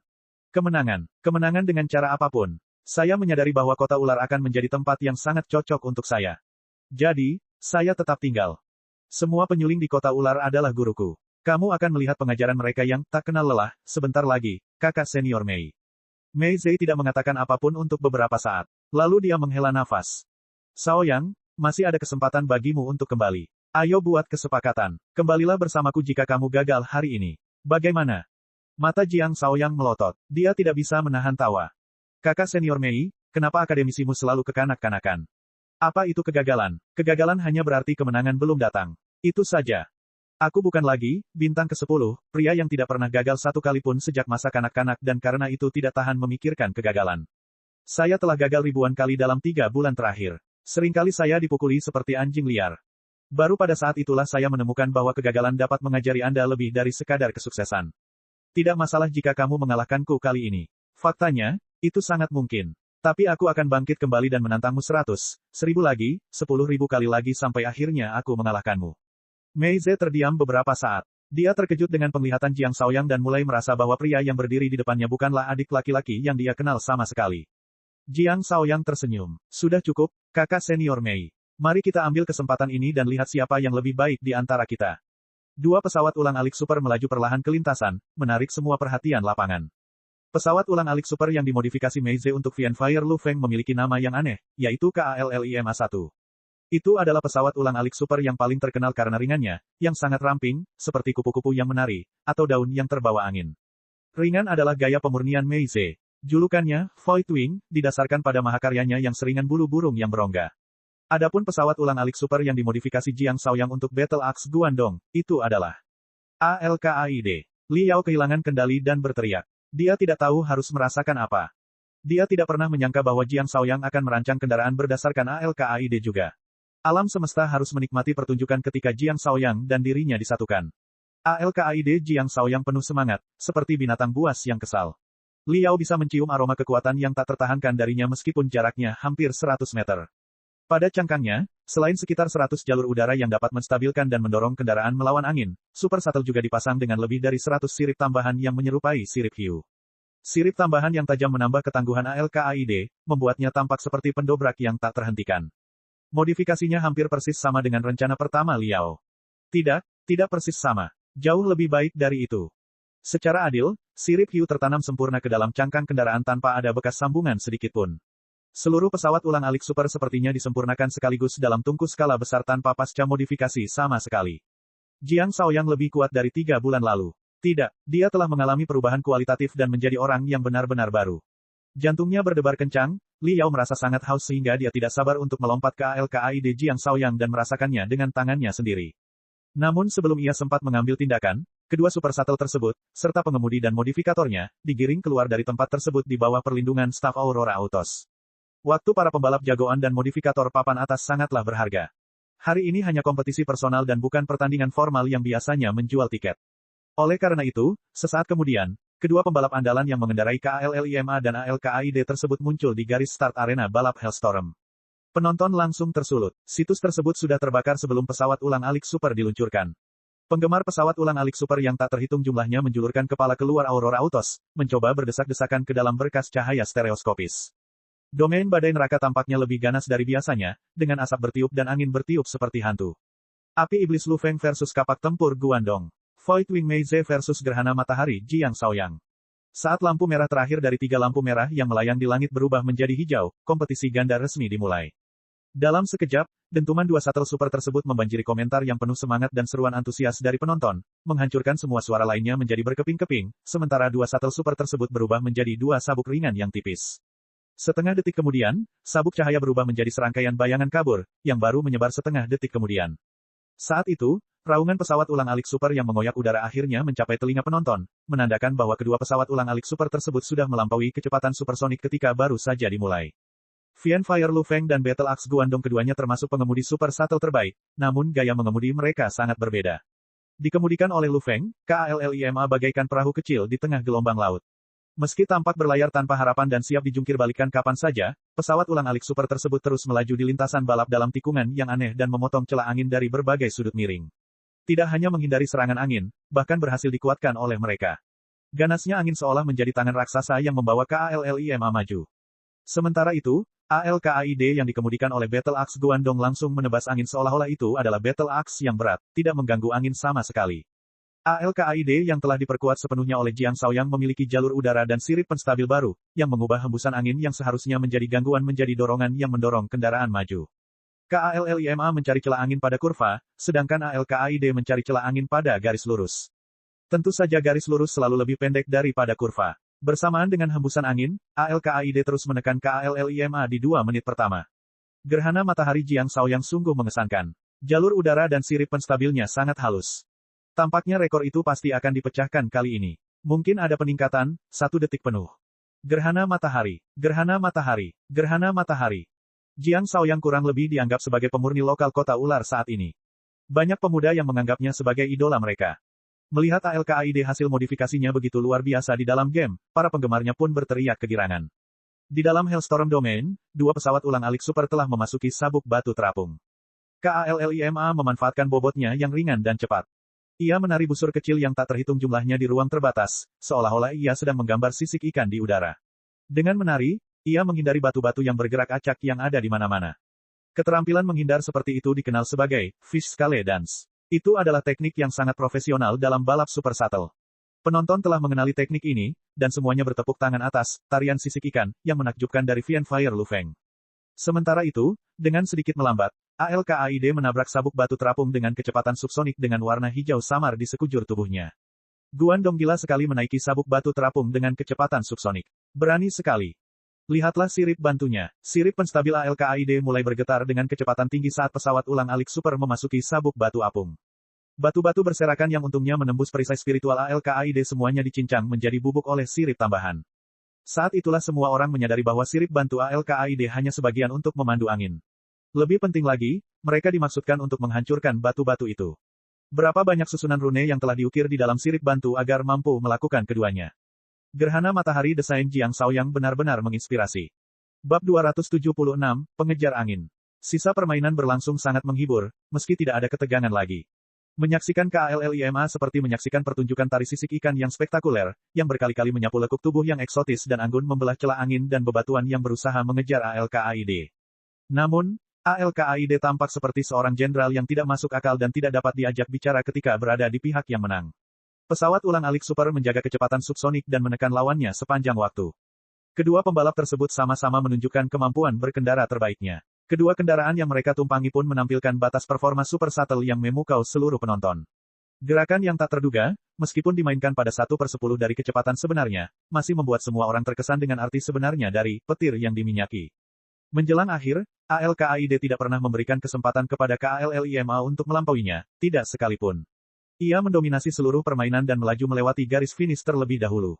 Narator terdiam selama 5 detik sebelum dia berseru, 11 kaki 44 inci 31. Mengendarai Alkaidnya, Battle Axe Guandong telah memberi kami presentasi luar biasa yang belum pernah dilakukan sebelumnya dan menciptakan rekor putaran baru di Hellstorm Ratchet Track. Dia 3 detik lebih cepat dari rekor Fianfire Lu Feng 3 bulan lalu. Mari kita semua bersorak untuk Battle Axe Guandong, yang merupakan Raja Badai Neraka yang tidak perlu dipertanyakan lagi hari ini. Para penggemar Super Shuttle awalnya bingung. Sesaat kemudian, teriakan yang 10 kali lebih gila dari sebelumnya terdengar dari kerumunan. 3 detik. Di arena pacuan kuda yang telah ditantang oleh banyak ahli, berkali-kali, cukup sulit untuk meningkatkan rekor sebesar 0,3 detik. Terobosan 3 detik bisa disebut keajaiban. Fianfire Lu Feng dan Battle Axe Guandong mengemudikan pesawat ulang-alik super mereka ke area aman di mana barisan pertahanan telah dikerahkan. Fianfire Lu Feng melompat keluar dari KALLIMA miliknya. Melihat ALKAID yang sudah rusak parah namun masih kokoh, dia memuji dengan tulus, pesawat ulang-alik yang bagus. Dia tidak memuji keterampilan mengemudi Battle Axe Guandong, karena mereka berdua sangat mengetahui keterampilan mengemudi satu sama lain setelah berkompetisi di arena pacuan kuda profesional sepanjang waktu. Perbedaan keterampilan mengemudi mereka tidak mungkin menghasilkan terobosan 3 detik. Satu-satunya penjelasan adalah ALKAID telah dimodifikasi dengan sangat baik.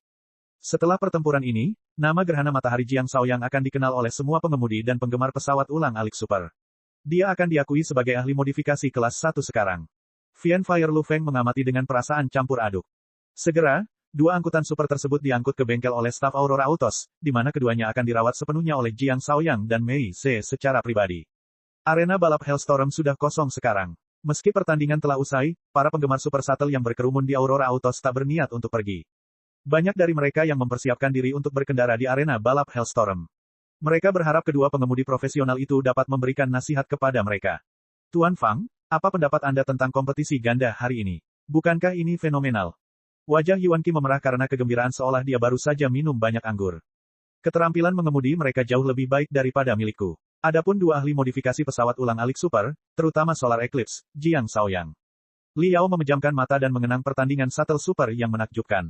Dia berpikir lama sebelum melanjutkan dengan serius, berbicara tentang rencana modifikasi khusus ini, ide dan desainnya jauh lebih baik daripada milikku. Yuan Qi bertanya, dan kamu masih akan menantang arena pacuan kuda hari ini? Tentu saja, Liao tersenyum, ayo pergi. Biarkan saya menunjukkan ALKAID yang saya modifikasi. Yuan Qi tidak bisa mempercayai matanya ketika Liao mengusir ALKAID keluar dari truk skala besar secara perlahan.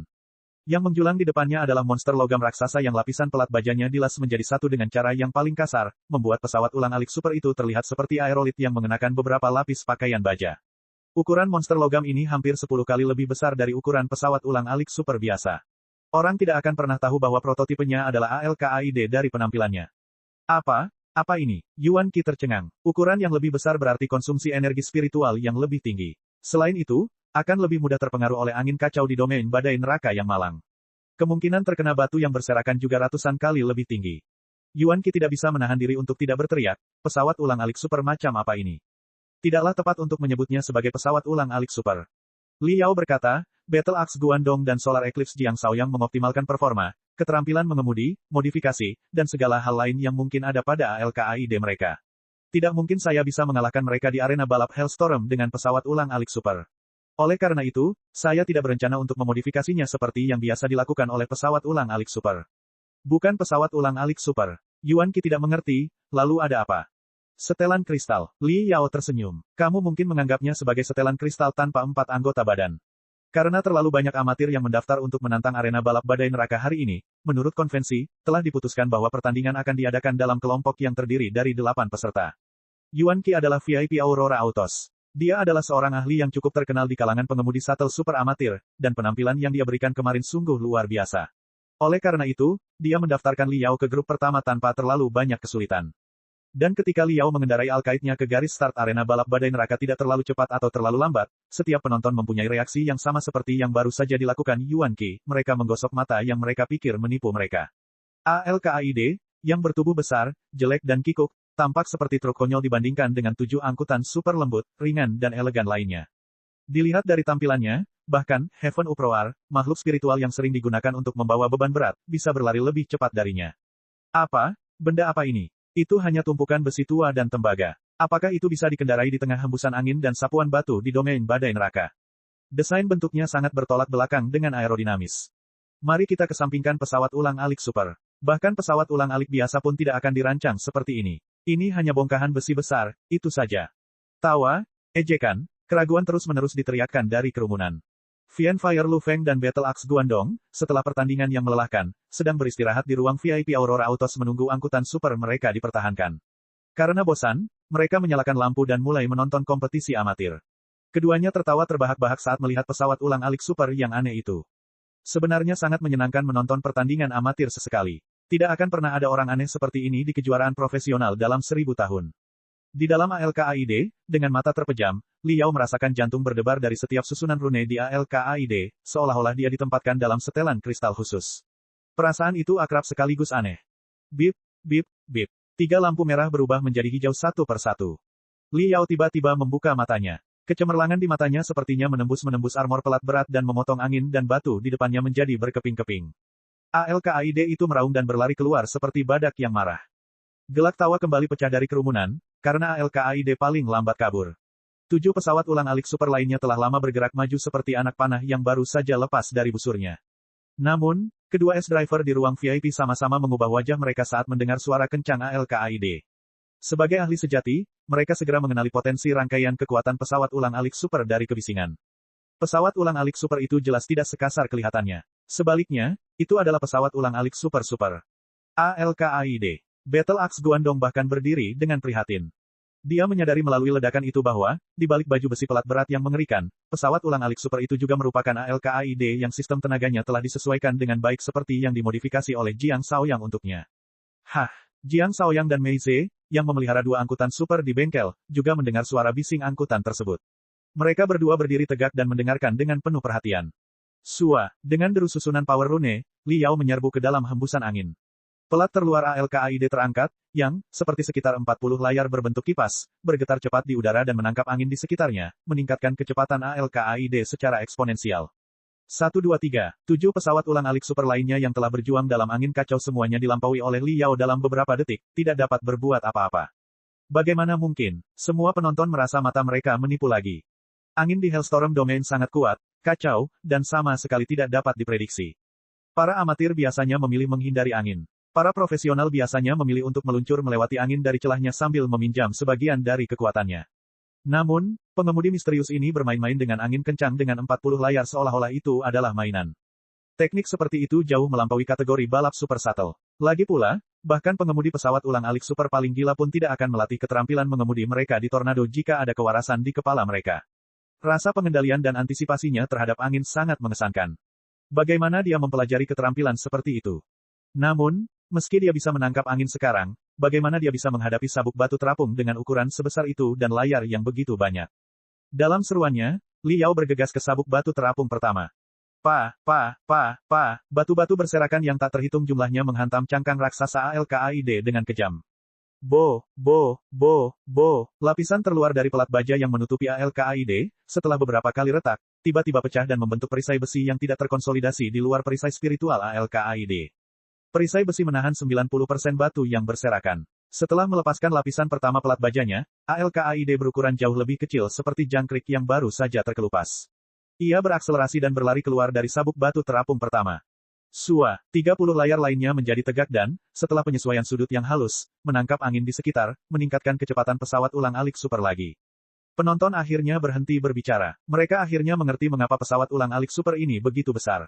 Sangat mungkin ada 3 hingga 4 lapis pelat baja yang masing-masing menutupi satu sama lain di luar pesawat ulang-alik super.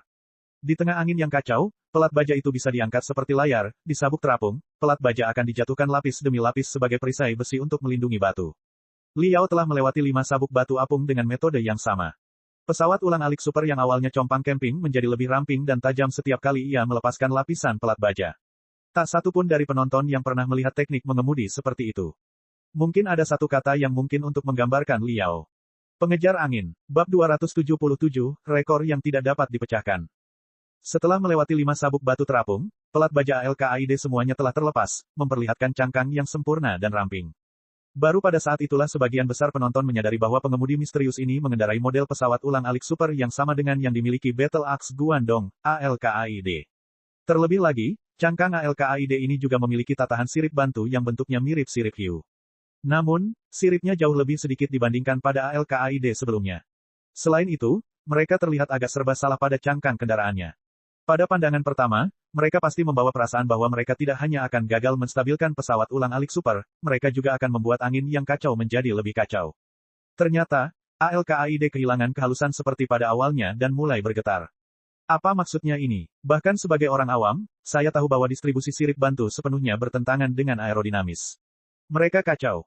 Modifikasi sebelumnya sangat brilian. Mengapa dia memodifikasi pesawat supernya sedemikian rupa menjelang akhir? Akan lebih baik tanpa sirip tambahan ini.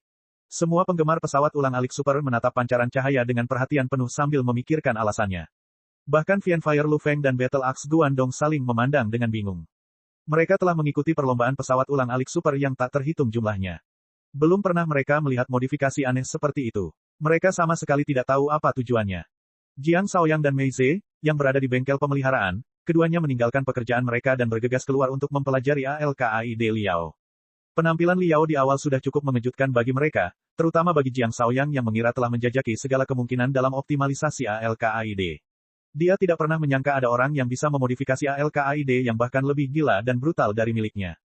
Memanipulasi 40 layar sekaligus dalam tornado untuk meminjam kekuatan angin bukanlah keterampilan yang bisa ditangani oleh setiap pengemudi pesawat ulang-alik super.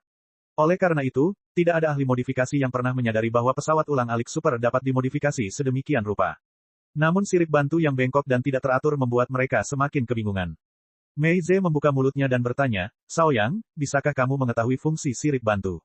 Dia berbicara lebih dulu merupakan tanda bahwa dia telah mengakui bahwa Jiang Shaoyang lebih baik darinya dalam bidang modifikasi pesawat ulang-alik super. Sudut mata Jiang Shaoyang bergerak-gerak hebat. Tato gerhana cincin di keningnya tampak diramaikan dan berubah menjadi pusaran yang terlalu dalam untuk diukur. Setelah merenung sejenak, matanya melotot, saat dia menyadari apa yang sedang terjadi. Dia tidak bisa menahan diri untuk tidak berteriak, tidak mungkin. Saat itu, Li Yao menemukan sabuk batu terapung ke-6. Nasib buruk, semua penggemar Super Shuttle menghela nafas untuknya. Keberuntungan memainkan peran penting di arena balap Hellstorm. Jika seorang pengemudi beruntung dan hanya menemukan 3 atau 4 sabuk batu apung yang jarang, akan sangat mudah untuk mendapatkan hasil yang baik. Namun, jika seorang pengemudi kurang beruntung dan menabrak 5 atau 6 sabuk batu apung, ia mungkin tidak sengaja tersangkut oleh batu-batu yang berserakan meskipun ia adalah seorang pengemudi profesional. Hari ini, tampaknya Li Yao adalah pengemudi yang kurang beruntung. Batu-batu di sabuk batu apung ke-6 itu padat dan tajam. Mereka saling bertabrakan dan terbelah menjadi batu-batu kecil tanpa pola apapun sepanjang waktu. ALKAID telah kehabisan pelat baja. Perisai spiritualnya jauh lebih kusam dibandingkan sebelumnya setelah konsumsi yang sangat besar. Kemampuan pertahanannya telah mencapai titik terendah. Batu berserakan seukuran kepalan tangan sudah cukup untuk menghancurkannya. Sebuah pesawat ambulans skala besar sudah siap dan siap untuk berangkat. Semua orang cemas dengan apa yang akan terjadi. Saat itu, di dalam ALKAID, setiap sel otak Li Yao mulai menderu bersama dengan rangkaian power rune yang telah ditingkatkan hingga maksimal. Aliran angin, titik tumbukan batu, parameter setiap komponen pesawat ulang-alik super. Setiap faktor diperhitungkan di dalam otaknya dan diubah menjadi serangkaian angka dan rumus yang tidak jelas. Seperti letusan gunung berapi, otak Li Yao memasuki kondisi super perseptif. Aktivitas sel otak, 300%. ALKAID bergetar sangat hebat hingga akhirnya mulai berputar. Dengan putaran kecepatan tinggi lebih dari 100 lingkaran per detik, ALKAID seolah-olah telah menjadi peluru yang menjerit, atau bor yang akan menggali ke langit. Batu-batu yang berserakan terhempas oleh gaya sentrifugal saat mengenai cangkang ALKAID. Baru pada saat itulah penonton mengetahui kegunaan sebenarnya dari sirip bantu. Dalam keadaan normal, sirip bantu memang bengkok dan berantakan dan akan mengganggu dalam balapan. Namun, dalam keadaan putaran kecepatan tinggi, sirip bantu berubah menjadi bilah baling-baling yang tidak hanya membantu menstabilkan lintasan ALKAID, tetapi juga menjatuhkan batu-batu kecil yang mendekati pesawat ulang-alik super tersebut. Pengubah sudah memikirkan semua ini. Mustahil. Berputar dengan kecepatan tinggi sambil menyesuaikan arah pesawat ulang-alik super dengan kecepatan subsonik, bahkan seorang penggarap tahap fondasi bangunan tidak akan mampu melakukan itu. Siapa dia? Setiap penonton menanyakan pertanyaan yang sama. Siapa dia? Kedua pembalap es itu mengepalkan tangan, wajah mereka memerah karena cemas. Mereka tidak tahu pengemudi shuttle super mana yang bisa seaneh ini. Dilihat dari gaya mengemudinya di awal, dia terlihat seperti pemain profesional. Namun, tidak ada pemain profesional yang akan membuang waktu mereka untuk melatih keterampilan aneh seperti rotasi kecepatan tinggi. Itu adalah skill yang hanya cocok untuk terbang di tornado. Di arena pacuan kuda profesional, itu sama sekali tidak berguna. Dari mana orang aneh ini berasal? Kedua pembalap es itu saling memandang dan tersenyum pahit. Mereka mengira mereka adalah tokoh protagonis pada masa itu. Sekarang, mereka telah menjadi batu loncatan bagi orang lain. Siapa dia? Mei Ze bergumam pada saat bersamaan. Jiang Shaoyang menyipitkan mata, mulutnya bergetar. Gaya modifikasi yang tidak masuk akal seperti itu mengingatkanku pada seseorang. Namun, di mana dia menemukan pengemudi gila yang bisa mengemudikannya? Bukan supir. Keterampilan mengemudi yang ditunjukkan orang itu jauh melampaui lingkup balap super shuttle. Dia harus lebih dari sekedar pengemudi super shuttle profesional. Dia adalah EXO, dan bukan sembarang EXO. Yang kelas 1. Apa yang dia gunakan adalah keterampilan akrobatik brilian dari setelan kristal. Dalam kebingungan dan seruan semua orang, Liao mengebor langit seperti peluru dari senapan sniper dan menghancurkan rekor yang baru saja dibuat oleh Battle Axe Guandong menjadi beberapa bagian. Melihat pengatur waktu seperti darah perlahan muncul di berkas cahaya, tidak ada yang bisa menenangkan diri untuk waktu yang lama. Mereka mendapati apa yang terjadi sungguh dramatis dan tidak dapat dibayangkan. Komentator juga kehilangan kemampuan berbicara. Terjadi keheningan yang lama di tempat itu. 10 kaki 32 inci 55. Liao telah memecahkan rekor putaran arena balap badai neraka dengan waktu 1 menit 11 detik. Setelah pertandingan, Liao tidak memberitahu siapapun namanya. Dia bahkan tidak berbicara dengan 4 ahli dengan identitas, Fang Ping. Dia meninggalkan arena saat pertandingan selesai. Salah satu alasannya adalah dia takut Jiang Shaoyang akan mengetahui siapa dirinya. Namun yang lebih penting, dia merasa kemenangannya itu semacam curang. Metodologi dalam modifikasi ALKAID jauh melampaui studi tentang pesawat ulang-alik super. Akselerasi helix yang dia gunakan menjelang akhir permainan bukanlah keterampilan mengemudikan shuttle yang super sama sekali. Modifikasi dan teknik seperti itu cocok untuk dirinya sendiri dan untuk domain badai neraka secara eksklusif. Jika itu berada di arena balap yang berbeda atau EXO yang berbeda, hasilnya akan sangat bertolak belakang dengan yang sekarang. Tidak ada EXO kedua di seluruh sektor asal surga yang telah menebas tornado dalam badai debu dengan gila-gilaan seperti dirinya. Dia yakin bisa mengalahkan musuh manapun, bahkan ahli yayasan bangunan, dalam angin puting beliung. Namun di sisi lain, ide modifikasi Jiang Shaoyang adalah jalan lurus yang dapat diterapkan secara universal pada setiap pengemudi super shuttle dan arena pacuan kuda manapun. Oleh karena itu, di bidang modifikasi super shuttle, dia sempat kalah dalam pertarungan. Gerhana matahari Jiang Shaoyang. Bagus untukmu. Hanya dalam waktu 3 bulan, Anda telah membuat kemajuan yang sangat besar. Mengingat beberapa tahun lagi, Anda mungkin benar-benar dapat melampaui Novem Stellae. Tidak, Novem Stellae, Supernova, para ahli ini semuanya milikku. Aku akan mengalahkan mereka lebih cepat darimu. Dirangsang oleh Jiang Shaoyang, daya saing Liao semakin membara seperti api yang baru saja ditambahkan minyak ke dalamnya. Hilangnya dia tanpa pamit membuat para penggemar Super Shuttle di Serpent City semakin tergila-gila padanya. Dalam beberapa jam, berita itu menyebar ke seluruh penjuru kota. Seorang pengemudi misterius menyerbu arena balap Hellstorm dengan ALKAID yang dimodifikasi secara gila-gilaan. Vian Fire Lu Feng dan Battle Axe Guandong, 2 pembalap terkenal, telah dikalahkan secara memalukan. 1 menit 11 detik. Ini adalah rekor putaran yang tidak akan pernah terpecahkan lagi. Siapa dia sebenarnya? Apakah dia salah satu dari 5 pembalap Super Shuttle Federasi yang mengikuti kompetisi secara menyamar? Fakta bahwa ia telah menjadi pusat perhatian publik menyebabkan masalah kecil baginya. Dia sekarang berada di pameran dagang Bountiful Treasures Pavilion yang berisi bahan-bahan yang tidak diketahui dan bahan-bahan yang cacat. Jika ada yang mengenalinya, dia mengenakan topeng perak berkilauan selain kepura-puraannya sebelumnya. Itu bukanlah sesuatu yang aneh di kota ular. Sebagian besar peserta pameran perdagangan tidak bermaksud agar orang lain mengetahui identitas asli mereka. Oleh karena itu, pameran dagang ini sudah menjadi sebuah pesta topeng. Mereka yang tidak memakai masker mungkin juga tidak menunjukkan wajah aslinya. Misalnya, meskipun Liao telah bersama Yuan Qi selama 3 hari, dia tidak yakin bahwa Yuan Qi yang dia lihat dan dengar adalah wajah dan suara Yuan Qi yang sebenarnya. Tidak ada yang istimewa dari pameran dagang itu sendiri. Sebelum dia pergi ke pameran perdagangan, dia berfantasi tentang mengambil beberapa materi surgawi dan harta karun duniawi secara kebetulan yang diabaikan oleh orang lain. Ternyata, dia terlalu banyak berpikir. Materi surgawi dan harta karun duniawi yang diduga berasal dari dunia lain semuanya aneh dan tidak dapat dikenali atribut atau penggunaannya. Liao tidak menemukan bahan yang berguna bahkan dengan bantuan teknik penyelidikan dari klan peleburan 100 dari 40.000 tahun yang lalu. Namun, dia menemukan beberapa bahan bermanfaat dari bahan cacat tersebut. Meskipun mereka telah rusak karena berbagai alasan dan tidak akan banyak berguna bagi penyuling lainnya, dia mungkin bisa menghidupkannya kembali dengan teknik rahasia klan 100 peleburan. Oleh karena itu, Liao menghabiskan banyak uang untuk membeli sejumlah bahan cacat dan cukup menikmati perasaan menjadi kaya, betapapun singkatnya. Selain itu, 2 hal menarik lainnya terjadi di pameran perdagangan tersebut, yang mendidik Liao tentang kegilaan, perjudian harta karun. Bab 278, Harta Karun Rahasia dan Kristal Sumsum. Pada awalnya, seorang pria parubaya berpenampilan biasa saja membayar 11 juta untuk sebuah aerolit seukuran kepalan tangan. Aerolit, yang sangat bersudut, juga menarik perhatian Liao. Menurut Bountiful Treasures Pavilion, aerolit telah bersinar dalam 7 warna berbeda ketika jatuh ke sektor asal surga. Bahkan ada video klip yang membuktikannya. Tapi selain itu, sepertinya itu adalah batu biasa.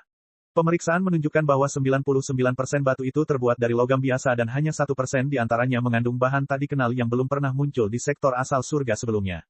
Pada akhirnya, pria parubaya itu, setelah menghabiskan banyak uang untuk membeli aerolit misterius, mengeluarkan jarum suntik berisi cairan abu-abu yang dia tuangkan ke atas batu. Kemudian, aerolit mulai bersinar dalam berbagai warna mistik, persis seperti pemandangan saat pertama kali memasuki aerosfer. Kilauannya tidak berhenti sampai 3 menit kemudian. Semua orang di tempat itu takjub, mengetahui bahwa pria parubaya itu telah membeli dengan harga murah. Meski masih belum jelas bahan apa saja yang terkandung dalam aerolit tersebut, namun warna mistiknya saja sudah cukup jelas sehingga nilainya jauh lebih dari 11 juta. Nilai sebenarnya mungkin 10 kali lebih tinggi dari itu. Tawaran pria parubaya ini mengawali awal yang baik untuk pameran dagang tersebut. Bahan tak dikenal yang mengikuti aerolit semuanya dibeli dengan harga tinggi. Beberapa di antaranya dilelang ketika beberapa tamu tertarik pada mereka pada saat yang bersamaan.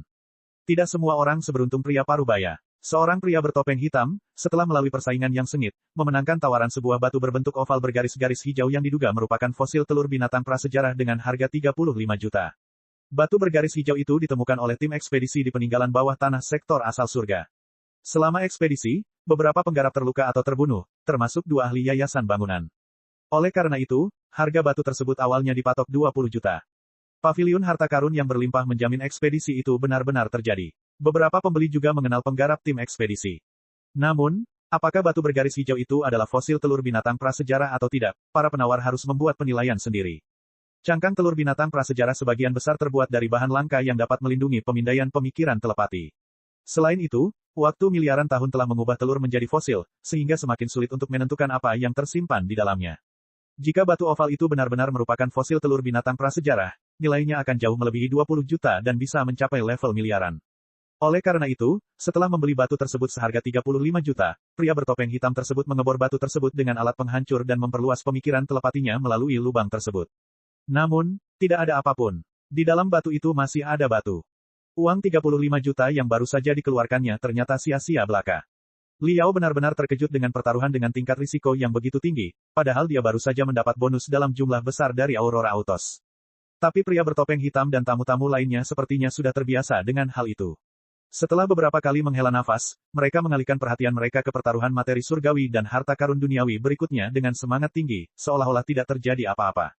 Menurut Tuan Lin dari Bountiful Treasures Pavilion, pameran perdagangan bahan-bahan yang tidak diketahui dan bahan-bahan cacat yang diselenggarakan di sini hanya pada tingkat amatir. Fokus utama Bountiful Treasures Pavilion adalah bahan-bahan yang telah diautentikasi. Materi tak dikenal yang dijualnya hanya dimaksudkan sebagai hiburan. Para tamu yang datang ke pameran perdagangan sebagian besar menganggap kegiatan tersebut sebagai rekreasi. Di beberapa tempat, ada pameran dagang profesional untuk bahan tak dikenal dan peralatan magis yang lebih misterius, lebih mahal, dan dilelang ke pelanggan yang lebih berpengalaman. Ini adalah pertaruhan harta karun yang sebenarnya. Pameran dagang profesional memiliki nama khusus, yaitu pertukaran harta karun rahasia.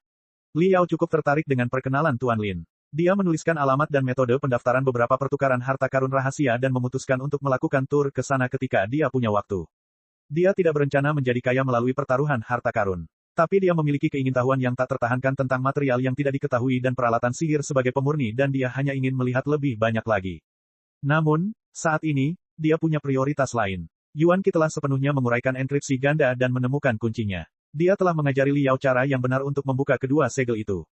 Oleh karena itu, tugas utamanya saat ini adalah menemukan tempat yang aman dan menggali rahasia di dalam cincin kosmos. Suatu hari kemudian, di distrik timur atas kota Tombak Terapung. Di dalam ruang bisnis gedung pencakar langit yang indah, Liao berdiri di depan jendela raksasa menyaksikan berjuta-juta lampu berkelap-kelip berkilauan di bawahnya. Perasaan campur aduk terus berputar di benaknya. 2 tahun lalu, ketika dia menatap gedung itu dari sudut perkampungan kumuh dengan penuh kerinduan, dia percaya bahwa kebahagiaan terbesar di dunia adalah tidur malam dan makan enak di hotel ini. Namun, ketika mimpinya menjadi kenyataan, dia menemukan bahwa masakan lezat, pakaian mahal, kamar mewah, semua kepuasan materialistis tidak memberinya kesenangan sebanyak yang dia bayangkan, karena ambisinya telah tumbuh jauh lebih besar dari sebelumnya. Mengambil napas dalam-dalam, Liao menjentikkan jarinya. Tirai menutup secara otomatis tanpa suara apapun. Dia mengeluarkan 4 kristal berbentuk berlian coklat kekuningan dan meletakkannya masing-masing di salah satu sudut ruangan. Dengan pemikiran telepati, kristal itu mulai berputar dengan kecepatan tinggi seperti 4 giroskop, yang mengeluarkan gelombang aneh yang memenuhi seluruh ruangan. Itu adalah penghalang yang dia beli dari Yuan Qi. Sebagai seorang kripto hacker papan atas, Yuan Qi secara alami adalah perancang penghalang kelas 1. Dengan penutup 4 kristal giroskopik, Liao tidak akan diperhatikan bahkan jika dia membakar ruangan itu hingga rata dengan tanah. Liao menghubungkan prosesor kristal mininya ke Cosmos Ring dan memasukkan kunci enkripsi. Cincin kosmos menggigil. 2 gelombang spiritual mengalir keluar dari cincin kosmos satu demi satu, seperti 2 riak di kolam ketika 2 batu dijatuhkan secara bersamaan. Liao sangat cemas hingga dia merasa akan panik. Dia menyebarkan benang spiritual ke dalam cincin kosmos dan menemukan bahwa 2 zona penyimpanan tambahan telah muncul di samping zona penyimpanan utama. Umpan baliknya aneh. Ketiga zona itu seperti 3 gelembung yang saling menekan satu sama lain. Liao memperluas semua benang rohaninya ke dalam salah satu gelembung kecil dan menarik semuanya keluar. Kristal sumsum. Lebih dari 20 kristal tembus pandang dan bersinar ditempatkan di tempat tidur, membuat Liao terpesona sehingga sulit bernapas. Itu adalah materi surgawi dan harta duniawi yang sesungguhnya. Penggarap dapat meningkatkan budidaya dengan menghirup dan menghembuskan energi spiritual, yang biasanya berbentuk gas, cair, atau padat. Ada 2 bentuk khusus lainnya, yaitu plasma state dan super solid state. Tapi mereka hanya bisa muncul dalam kondisi ekstrim, dan karena itu tidak banyak berguna untuk budidaya. Gas spiritual adalah yang paling umum. Itu ada di mana-mana antara langit dan tanah. Liao telah melihat titik cahaya yang tak terhitung jumlahnya di udara ketika akar spiritualnya baru saja terbangun, yang banyak ditelannya dengan benang spiritualnya. Titik terang adalah gas spiritual. Meskipun tersebar luas dan mudah diserap, kepadatan energi spiritual di dalamnya terlalu rendah untuk budidaya. Ketika gas spiritual terkonsolidasi, ia akan menjadi cairan spiritual. Semua obat penguat, obat penyembuh, dan bahkan darah binatang iblis semuanya dapat dihitung sebagai cairan spiritual. Energi spiritual yang terkandung di dalam cairan spiritual ratusan kali lebih terkonsentrasi daripada di dalam gas spiritual. Ketika energi spiritual menyerbu logam dan batu dan mengubah esensinya secara perlahan selama miliaran tahun evolusi, mereka akan diubah menjadi kristal, yang merupakan energi spiritual dalam keadaan padat. Kristal adalah sumber utama energi spiritual bagi penggarap. Kristal memiliki banyak bidang aplikasi. Tidak hanya dapat diserap oleh penggarap, mereka juga dapat disempurnakan untuk memberikan kekuatan pada peralatan magis. Dapat dikatakan bahwa kristal adalah fondasi peradaban budidaya modern. Kristal sumsum adalah jenis kristal khusus yang merupakan inti dari lapisan kristal induk yang terbentuk di bawah suhu dan tekanan tinggi selama miliaran tahun. Energi spiritual yang terkandung dalam kristal sumsum ribuan kali lebih banyak daripada kristal normal dengan ukuran yang sama, dengan kemurnian luar biasa lebih dari 99%. Kristal sumsum bukanlah sesuatu yang dapat Anda beli di pasar, karena tidak ada penggarap yang akan menjualnya meskipun mereka menemukannya. Mereka akan menggunakannya untuk budidaya mereka sendiri, atau untuk menyempurnakan peralatan sihir yang kuat atau mungkin obat yang menyelamatkan jiwa. Namun, kristal sumsum juga bukanlah sesuatu yang dapat dimanfaatkan dengan mudah, karena terlalu banyak energi spiritual yang tersimpan di dalamnya sehingga dapat menimbulkan konsekuensi yang mengerikan jika ditangani secara tidak hati-hati. Misalnya, jika Liao tidak mengenali kristal sumsum dan memutuskan untuk menyerapnya seperti kristal biasa, tubuhnya akan meledak karena energi spiritual yang kuat. Kristal sumsum yang berbeda memerlukan prosedur pemurnian berbeda yang melibatkan katalis berbeda. Beberapa katalis relatif umum, dan beberapa lainnya adalah bahan surgawi dan harta karun duniawi itu sendiri. Namun beberapa katalis bahkan lebih sulit ditemukan dibandingkan kristal sumsum. Buku 100 Klan Peleburan mencatat banyak seni rahasia untuk membedakan dan memurnikan kristal sumsum. Dengan penyelidikan lebih lanjut, Liao mengerutkan kening. Kegembiraan di wajahnya berubah menjadi kepahitan. Sumsum giok darah, Aurelia perak mengalir, batu pelarut ilahi, anggrek laut. Kristal sumsum paling langka. Liao menyadari bahwa kristal sumsum yang dia temukan adalah yang paling aneh dan paling jarang terlihat di dunia. Banyak dari mereka hanya dapat ditemukan di buku-buku 100 Klan Peleburan dan telah punah sejak lama. Tidak akan ada pemurni kedua selain dirinya yang bisa menghasilkan apapun darinya. Merenung sejenak, Liao menepuk kepalanya dan menyadari alasannya. Tentu saja itu jarang terjadi. Iblis ular itu sudah lama menyerapnya jika tidak ada, dan aku bahkan tidak punya kesempatan untuk melihatnya. Liao memperkirakan kristal sumsum telah lama dikumpulkan oleh iblis ular, yang tidak tahu cara memurnikannya karena kelangkaannya. Bahkan jika iblis ular mengetahuinya, dia mungkin masih tidak dapat melakukan apapun karena kurangnya katalis, namun dia juga tidak memutuskan untuk menjualnya. Oleh karena itu, iblis ular memisahkan zona pribadi di cincin kosmos untuk menyimpan kristal sumsum dengan harapan dapat memurnikannya ketika dia menemukan katalis yang dia butuhkan. Namun, iblis ular tidak pernah menyangka bahwa manusia akan mengambil semua keuntungannya. Berbeda dari iblis ular, Liao mengetahui prosedur pemurnian setiap kristal sumsum. Meskipun diperlukan katalis yang rumit, dengan kemajuan teknologi kehidupan modern, dia selalu dapat memberitahu Nexus untuk mencari penjual potensial. Selama dia menunggu dengan sabar, dia pasti bisa membeli 1 atau 2. Dalam skenario terburuk, aku bisa membuat kristal sumsum menjadi bom besar. Hehe, aku yakin kekuatan mereka setidaknya 10 kali lebih hebat daripada bom inti iblis. Biarkan aku mengesampingkan kristal sumsum untuk saat ini dan melihat apa yang ada di zona penyimpanan lainnya. Liao memperluas benang spiritualnya ke dalam gelembung kedua. Tapi apa yang dia dapatkan adalah sesuatu yang sangat aneh. Bab 279, Mutasi Hitam Kecil. Batu seukuran kepalan tangan itu tidak terasa seperti emas atau kayu. Ia kusut oleh cincin-cincin garis keras, membuatnya tampak seperti kepompong yang diukir dari batu. Itu juga sangat berat. Liao mencoba menyebarkan benang spiritualnya ke dalam batu, namun terhalang sepenuhnya oleh cangkangnya. Dia mengeluarkan belati yang dia gunakan untuk membedah binatang iblis. Namun belati itu tidak dapat membuat satu lubang pun di cangkangnya. Satu-satunya yang tersisa hanyalah goresan dangkal. Setengah menit kemudian, goresan dangkal pun hilang, seperti luka yang sembuh dengan sendirinya. Liao berpikir keras sejenak. Tetap saja, dia tidak mengingat material apapun yang memiliki karakteristik aneh seperti itu. Dia tidak punya banyak alat. Lagi pula, dia tidak berada di bengkel penyulingan. Ini mungkin menimbulkan masalah jika dia menarik terlalu banyak perhatian. Oleh karena itu, Liao hanya menjatuhkan batu sumsum dan batu mirip kepompong ke dalam cincin kosmos dan memutuskan untuk mempelajarinya ketika dia kembali ke lembaga perang terpencil. Tujuan utamanya di kota tombak terapung adalah mengunjungi kakak laki-lakinya, Vian Blade Peng Hai. Sejak Peng Hai berpisah dari persekutuan Nimbus Merah, dia telah mencoba mendobrak penghalang menuju tahap formasi inti sebagai seorang penggarap yang tidak terafiliasi. Meskipun dia belum berhasil, dia sudah menjadi salah satu penggarap terkuat di puncak tahap fondasi bangunan dan memiliki pengaruh yang sangat besar terhadap penggarap di federasi. Selain itu, Peng Hai bukanlah seorang kultivator tipe pertempuran murni. Dulu ketika dia berada di Guild Nimbus Merah, dia mengelola departemen pemasaran dan bertugas mencari pasar baru untuk Guild Nimbus Merah. Menemukan pasar baru membutuhkan lebih dari sekedar kemampuan tempur pribadi. Koneksi dan keterampilan administratif diperlukan. Liao dan Vian Blade Peng Hai sudah saling kenal sejak lama. Dia mengetahui dengan baik ambisi Peng Hai, yaitu menciptakan sekte sendiri selain menjadi seorang kultivator yang kuat.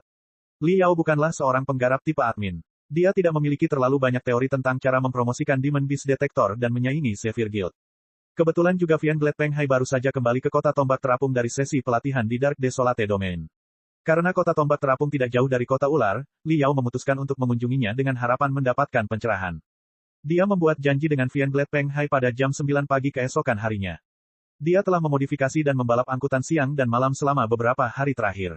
Meskipun dia cukup menikmatinya, dia juga kelelahan. Setelah menyimpan materi surgawi dan harta duniawi di dalam cincin kosmosnya, Liao pergi tidur dan tertidur. Keesokan paginya ketika dia bangun, dia merasa segar dan bersemangat. Tidak ada bagian tubuhnya yang tidak nyaman. Liao membuka tirai dan melihat dedaunan merah tua, yang tampak seperti api liar yang mewarnai langit menjadi kemerahan. Ini adalah distrik timur atas, tempat para penggarap berkumpul. Hari masih pagi, namun banyak penggarap telah terbang ke langit untuk menyerap energi spiritual di udara sementara siang menggantikan malam. 2 tahun lalu, saya hanya bisa berdiri di tanah dan menjulurkan kepala menyaksikan para penggarap bersinar di langit. Tapi sekarang, aku juga salah satu dari mereka. Liao sangat ingin terbang ke langit dan bergabung dengan mereka dalam latihan pagi untuk memenuhi kesombongannya, ketika cincin kosmos bergetar dan mulai menjadi semakin panas. Permukaan kusamnya memancarkan warna oranye kemerahan yang berbahaya. Apa yang sedang terjadi? Liao khawatir. Menyebarkan benang spiritualnya ke dalam cincin kosmos, ia menemukan bahwa ruang penyimpanan di dalamnya sepertinya telah mengalami badai. Semua materi salah tempat. Terlebih lagi, 3 kristal sumsum yang dia masukkan ke dalam malam sebelumnya telah hilang. Aduh, astaga, bayangan hitam mengamuk di ruang penyimpanan yang terbatas dan sesekali menghantam dinding, menyebabkan ledakan yang memekakkan telinga dan gelombang spiritual yang dahsyat. Ruang penyimpanan itu seperti pondok yang berguncang di tengah badai petir yang dapat merobohkannya setiap saat. Sedikit hitam, Liao tiba-tiba menyadari bahwa ada seorang pelahap bernama sayap hitam di dalam cincin kosmos. Orang itu adalah peralatan ajaib yang bisa dikembangkan sendiri. Kristal yang dimakannya hampir sama banyaknya dengan yang diserapnya sendiri. Selain itu, mereka cukup pilih-pilih dalam hal kemurnian kristal. Little Black pasti menganggap kristal sumsum sebagai kristal biasa dan melahap 3 di antaranya berturut-turut. Tetapi kemurnian, kristal biasa, terlalu tinggi dan energi spiritual yang terkandung di dalamnya terlalu besar. Ia tidak bisa mencernanya, jadi ia berguling kesakitan di cincin kosmos. Liao sangat cemas. Memakan 3 kristal sumsum tanpa katalis apapun, bahkan seorang penggarap fondasi bangunan mungkin akan meledak sendiri. Selain itu, cincin kosmos adalah ruang buatan manusia yang sangat tidak stabil. Jika Little Black terus mengamuk di dalamnya, penghalang cincin kosmos mungkin runtuh, yang akan mengubah Little Black dan semua material lain di dalam cincin menjadi objek 2 dimensi atau 4 dimensi dan menghilangkannya dari dunia 3 dimensi. Mereka akan pergi selamanya. Liao mengertakkan gigi. Dia memperluas seluruh benang spiritualnya ke dalam cincin kosmos dan menyeret keluar si hitam kecil yang sudah gila. Aduh, dengan serangkaian bayangan kabur, sayap hitam menyerang dinding seperti naga hitam yang marah. Bo, riak kuning muncul di dinding, seolah-olah dinding itu terbuat dari cairan, bukan batu bata. Liao agak lega melihat ini. Untungnya, dia telah memasang penghalang di dalam ruangan, jika tidak seluruh bangunan akan dihancurkan oleh Little Black. Setelah mengonsumsi 3 kristal sumsum, sayap hitam mengalami perubahan drastis. Gas hitam di sekitarnya lebih padat dari sebelumnya dan berkonsolidasi menjadi cairan, seolah-olah tetesan air hitam yang tak terhitung jumlahnya berterbangan di sekitarnya. Ini, Li Yao bingung. Pencairan gas spiritual merupakan tanda tahap fondasi bangunan. Mungkinkah Little Black memasuki tahap building foundation? Setelah dipikir-pikir, hal itu tidak sepenuhnya mustahil. Jika seseorang dapat menyerap energi spiritual yang terkandung dalam 3 batu sumsum, sangat mungkin seseorang akan naik ke tahap fondasi bangunan tanpa kesulitan apapun. Li Yao merasa aneh. Pedang terbang yang bisa dikembangkan sendiri sudah cukup gila. Pedang terbang di panggung fondasi bangunan adalah sesuatu yang belum pernah terdengar di seluruh sektor asal surga. Hitam kecil, ayolah. Li Yao mengepalkan tangannya dan bersorak untuk sayap hitam. Aduh, aduh, aduh. Sayap hitam 3 kali lebih cepat dari sebelumnya. Melesat ke segala arah di dalam ruangan, bayangan kaburnya membentuk jaring raksasa kedap udara yang terus menempel. Setelah ratusan tabrakan, kristal penghalang di sudut tenggara retak. Kristal penghalang di sudut timur laut dan sudut barat laut retak dalam hitungan detik berikutnya. Kristal penghalang utuh terakhir juga berada di ambang pecah. Sayap hitam sepertinya menyadari bahwa penghalang itu akan hancur setelah beberapa tabrakan lagi dan rahasianya akan terungkap ke publik. Ia menjerit dan mengerem tajam, dikelilingi ratusan tetesan air hitam yang berputar kencang. Retakan. Tiba-tiba, suara tajam terdengar dari sayap hitam. Retakan berbentuk ular muncul di badan pedang. Li Yao benar-benar terkejut. Sayap hitam dulu terlihat jelek, tetapi hal ini terutama disebabkan oleh karat. Belum pernah terjadi kerusakan struktural sebesar ini sebelumnya. Sebagai seorang pemurni, dia segera menyadari bahwa retakan di seluruh tubuh pedang akan secara signifikan mengurangi kekokohan sayap hitam, yang hampir mirip dengan patah tulang belakang manusia. Sedikit hitam, Li Yao berlari maju ke arah pedang. Namun, setelah retakan tersebut, sayap hitam tidak menunjukkan tanda-tanda kesakitan. Sebaliknya, ia tampaknya telah melampiaskan amarahnya dan melayang di udara dengan kelelahan. Bingung, Li Yao menatap celah berbentuk ular di sayap hitam, memikirkan alasannya. Tetesan air spiritual telah menguap dan diserap kembali. Lusinan benang spiritual hitam tebal dilepaskan. Meskipun sayap hitam gagal memasuki tahap fondasi bangunan, ia telah mendarat di puncak tahap penyempurnaan. Ataboy, kupikir aku meningkat cukup cepat dengan semua pertemuan yang beruntung dalam 1 tahun terakhir. Tapi kamu meningkat jauh lebih cepat daripada aku. Melihat sayap hitam masih aman dan sehat, Li Yao akhirnya merasa lega. Dia memperluas beberapa benang spiritual dari akar spiritualnya dan menghubungkannya dengan benang-benang milik sayap hitam. Saat mereka terhubung, Li Yao merasakan ada sesuatu yang berbeda. Meskipun sayap hitam gagal menembus tahap fondasi bangunan, nutrisi dari 3 kristal sumsum telah membuatnya tumbuh pesat selama semalam.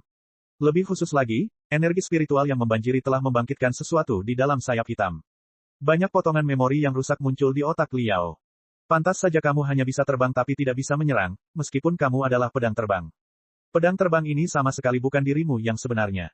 Atau lebih tepatnya, ini sama sekali bukan pedang terbang. Itu adalah penghalang yang membatasi jati dirimu. Siapa kamu sebenarnya? Sayap hitam tidak tahu apa jawabannya. Ia melayang dalam kebingungan untuk beberapa saat, dan menulis 4 kata dengan ujung pedang di udara.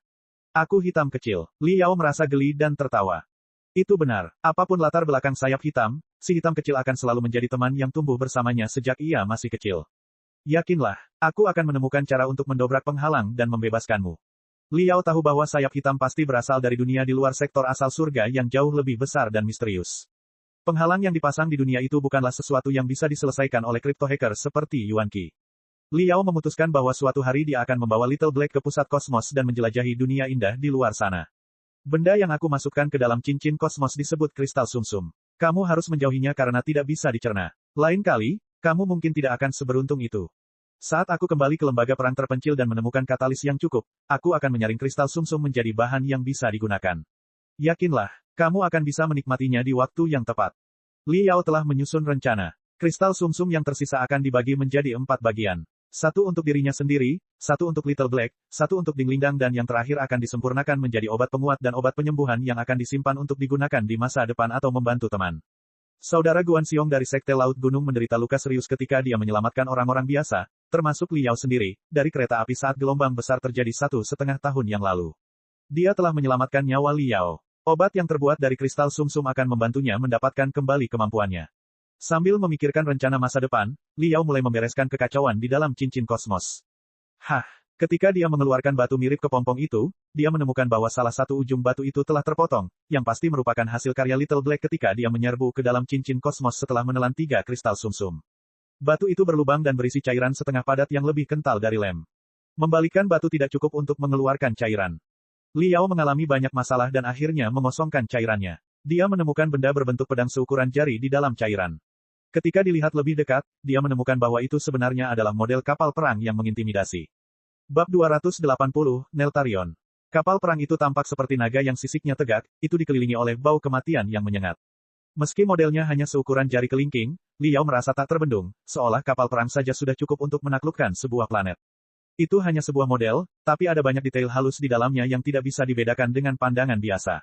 Baru setelah Liao meraba-raba kapal perang itu dengan benang spiritualnya, barulah dia mendapatkan gambaran umum tentang seperti apa sebenarnya kapal perang itu. Faktanya, sisik yang tegak itu adalah banyak menara, yang gayanya benar-benar berbeda dari kapal perang kristal di sektor asal surga.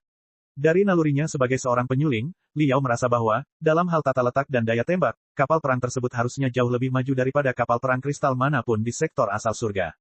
Di bagian depan kapal perang ada sebuah silinder panjang berbentuk seperti naga yang sedang menjulurkan kepalanya. Dilihat dari penampilannya, itu seharusnya menjadi senjata utama kapal perang tersebut.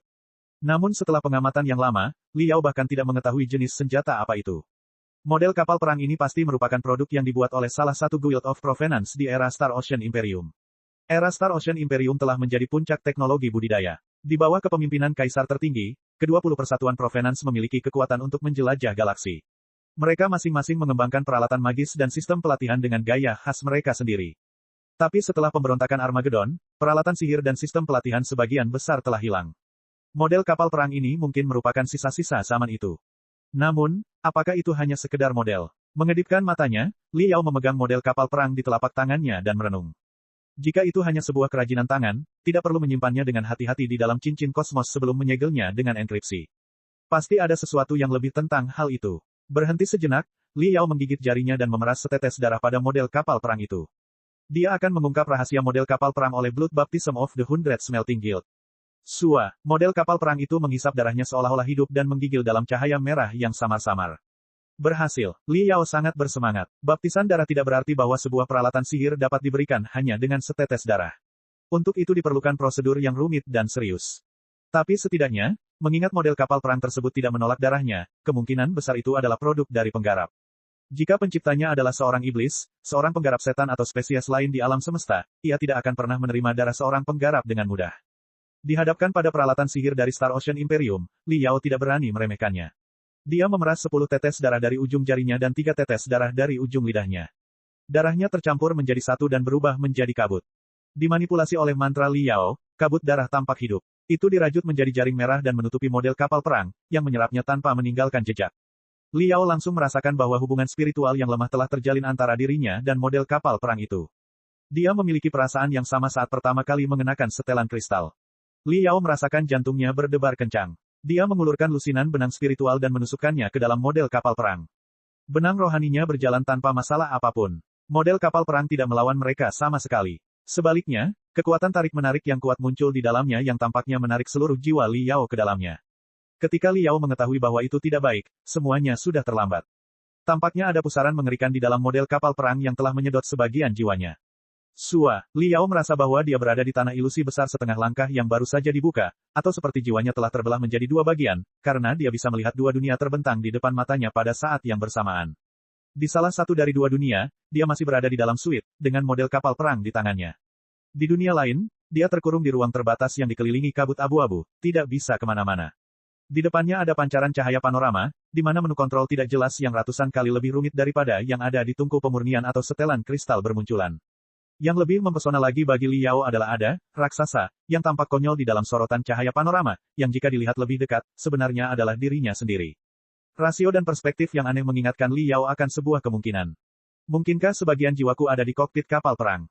Sinar cahaya panorama adalah sistem kendali sebenarnya dari model kapal perang. Apakah model kapal perang ini bisa diterbangkan?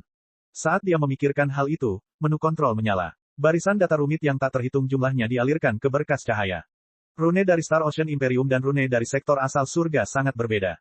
Liao bahkan tidak dapat memahami sebagian besar instruksinya, apalagi cara mengemudikan model kapal perang. Aduh, sementara dia terburu-buru, model kapal perang itu terbang dengan terhuyung-huyung di udara dengan warna-warna cemerlang dan binar-binar rune. Bahkan ada perisai spiritual mini. Sementara itu, Liao merasa kepalanya dipukul dengan keras. Meski jiwanya cukup kokoh, namun masih belum cukup untuk mengemudikan model kapal perang ini. Selain itu, model kapal perang itu menelan energi spiritual darinya sebagai sumber tenaga dengan cara yang tidak dapat dia pahami. Aduh. Model kapal perang itu berlari ke sana kemari di dalam suite seperti lalat tanpa kepala dan hampir menabrak Li Yao beberapa kali. Hitam kecil, hentikan. Keringat dingin Li Yao keluar. Dia mencoba segala yang dia bisa untuk menarik jiwanya dari model kapal perang. Syukurlah, model kapal perang tersebut sepertinya menyadari bahwa pilotnya adalah seorang pemula. Itu melayang beberapa saat dan akhirnya berhenti. Li Yao akhirnya bisa menarik kembali jiwanya. Kecemerlangan model kapal perang menghilang dan melanjutkan warna abu-abu perak yang biasa-biasa saja. Wajah Li Yao pucat dan napasnya berat. Ternyata, dia terlalu ceroboh. Jika model kapal perang itu berbahaya, atau salah satu pemilik sebelumnya telah memasang jebakan jahat di dalamnya, energi spiritual Li Yao mungkin telah terkuras. Merenung sejenak, Li Yao sampai pada kesimpulan bahwa model kapal perang itu bisa menjadi peralatan ajaib untuk melatih pilot kapal perang kristal di era Star Ocean Imperium. Sistem kendalinya harus merupakan duplikat dari kapal perang kristal asli. Jika seorang pelatih dapat mengendalikan model kapal perang dengan baik, dia akan terbukti menjadi pilot yang memenuhi syarat untuk mengemudikan kapal perang di kehidupan nyata untuk melintasi galaksi dan menghancurkan planet. Kesimpulannya membuat Li Yao agak kehilangan kata-kata. Sepotong peralatan pelatihan sihir di zaman kuno tidak ada nilainya baginya. Misalkan dia telah menguasai keterampilan mengemudikan kapal perang kristal Star Ocean Imperium, lalu bagaimana? Ribuan tahun telah berlalu, tidak mungkin dia bisa menemukan kapal perang seperti itu di kehidupan nyata untuk mempraktikkan apa yang dia pelajari. Namun, setelah dipikir-pikir, hal itu belum tentu benar. Pola kendali model kapal perang cukup rumit bagi saya untuk melakukan latihan spiritual. Selain itu, saya dapat meningkatkan keterampilan setelan kristal dan keterampilan pesawat ulang-alik super dengan mengendarai model kapal perang ini. Selain itu, model kapal perang ini terbuat dari bahan langka namun sangat kuat, dan dapat dikendalikan dengan pemikiran telepati. Itu akan menjadi peralatan ajaib yang hebat untuk pengintaian. Juga, setelah dipercepat hingga maksimal, itu juga bisa digunakan sebagai peluru. Peluru yang berada dalam kendali penuh spiritualku akan sangat membantu dalam pertempuran. Memikirkan beberapa kemungkinan penggunaan model kapal perang, Li Yao kembali merasa bahagia. Dia memutuskan untuk mempraktikkan seni pilot kapal perang ketika dia kembali ke Grand Desolate War Institution. Selama pertempuran sengit, model kapal perang akan menjadi senjata rahasianya. Bagus, bagus. Saya tidak hanya mengambil begitu banyak kristal sumsum di cincin kosmos yang memicu mutasi Little Black, saya juga cukup beruntung menemukan model kapal perang Star Ocean Imperium ini. Perjalanan ke Dark Desolate Domain ini benar-benar bermanfaat. Meskipun kamu hanya model kapal perang, sebaiknya aku memberimu nama. Kamu terlihat seperti naga yang ganas, aku akan memanggilmu, Neltarion. Li Yao dan Peng Hai bertemu lagi di ruang pelatihan pribadi Peng Hai. Lebih dari setahun yang lalu, Li Yao telah menerima pelatihan khusus selama sebulan di tempat ini, yang merupakan alasan terbesar mengapa ia memenangkan gelar juara ujian masuk perguruan tinggi kota terapung. Dia telah kehilangan ruang pelatihan pribadi Peng Hai. Kakak senior Peng. Setelah 1 tahun terpisah satu sama lain, Li Yao menyadari bahwa Peng Hai lebih kompleks dari sebelumnya, yang, pada pandangan pertama, tampak seperti seorang pengusaha sukses, bukan seorang kultivator kuat yang bertarung di kedalaman dataran tinggi terpencil sepanjang waktu. Peng Hai telah menjadi panutan Li Yao ketika Li Yao masih di sekolah menengah. Dia menawarkan bantuan yang murah hati kepada Li Yao tanpa ragu ketika Li Yao paling dalam kesulitan. Selain itu, keduanya telah ditetapkan pada jalur kultivasi oleh Sun Biao. Tidak mungkin ada hubungan kakak-kakak yang lebih dekat di dunia ini. Anak baik, aku sudah mendengar namamu sepanjang waktu selama setahun terakhir. Kamu bahkan memecahkan rekor kreditku di lembaga perang terpencil. Itu mengesankan. Vian Glad Peng Hai juga senang. Dia berencana membuat sekte sendiri. Seorang adik laki-laki yang kuat akan sangat membantu ketika dia mulai merekrut anak buahnya sendiri. Tahukah kamu bahwa, Herring Li Yao, cukup terkenal di dunia penggarap saat ini? Ketika aku sedang berlatih di dataran tinggi terpencil, banyak penggarap bertanya kepadaku tentang dirimu. Kamu telah memberi banyak tekanan pada seniormu bahu saudaraku, Li Yao. Peng Hai tersenyum. Saya mendapat 40.000 kredit sebagian besar karena keberuntungan. Pada awalnya, saya menemukan wabah gelombang besar-besaran di pusat kota. Kemudian saya berhasil membiarkan Iron Fist Club dan Chaos Edge Hall saling berhadapan di Piala Thunderbolt. Begitulah cara saya mendapatkan 10.000 kredit yang paling penting. Li Yao tidak terlalu yakin dengan pencapaiannya. Itu semua tidak penting. 40.000 SKS, atau Piala Thunderbolt, hanyalah permainan kampus. Para ahli di dunia budidaya tidak akan mempermasalahkan semua itu. Peng Hai menggelengkan kepalanya dan berkata, saya khawatir Anda belum menyadarinya, tetapi alasan sebenarnya mengapa Anda menjadi terkenal adalah karena Anda mengembara di Gunung Suara Guntur selama lebih dari 10 hari dan keluar dengan selamat.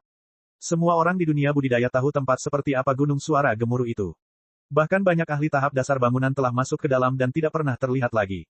Sebagai penggarap tahap penyempurnaan, kamu bertahan lebih dari 10 hari di dalam Gunung Gemuruh dan mundur tanpa menjadi lumpuh. Itu benar-benar keajaiban. Karena prestasi inilah, Herring Li Yao, dikenal oleh semua orang di dataran tinggi terpencil. Li Yao memikirkan sesuatu. Dia mengeluarkan Demon Beast Detector yang baru dari ranselnya dan berkata, Saudara senior Peng, Alasan mengapa saya bisa bertahan hidup berhari-hari di Tundero Sound Mountain adalah sebagian karena saya beruntung, dan sebagian lagi, karena peralatan ajaib ini, disempurnakan sendiri. Cek cek cek cek cek cek cek cek. Rakan-rakan kultivator sekalian, sebelum retret, sila terus berkultivasi untuk jurus subscribe, like, share dan komentar agar sekte novel Sadim terus berkembang pesat.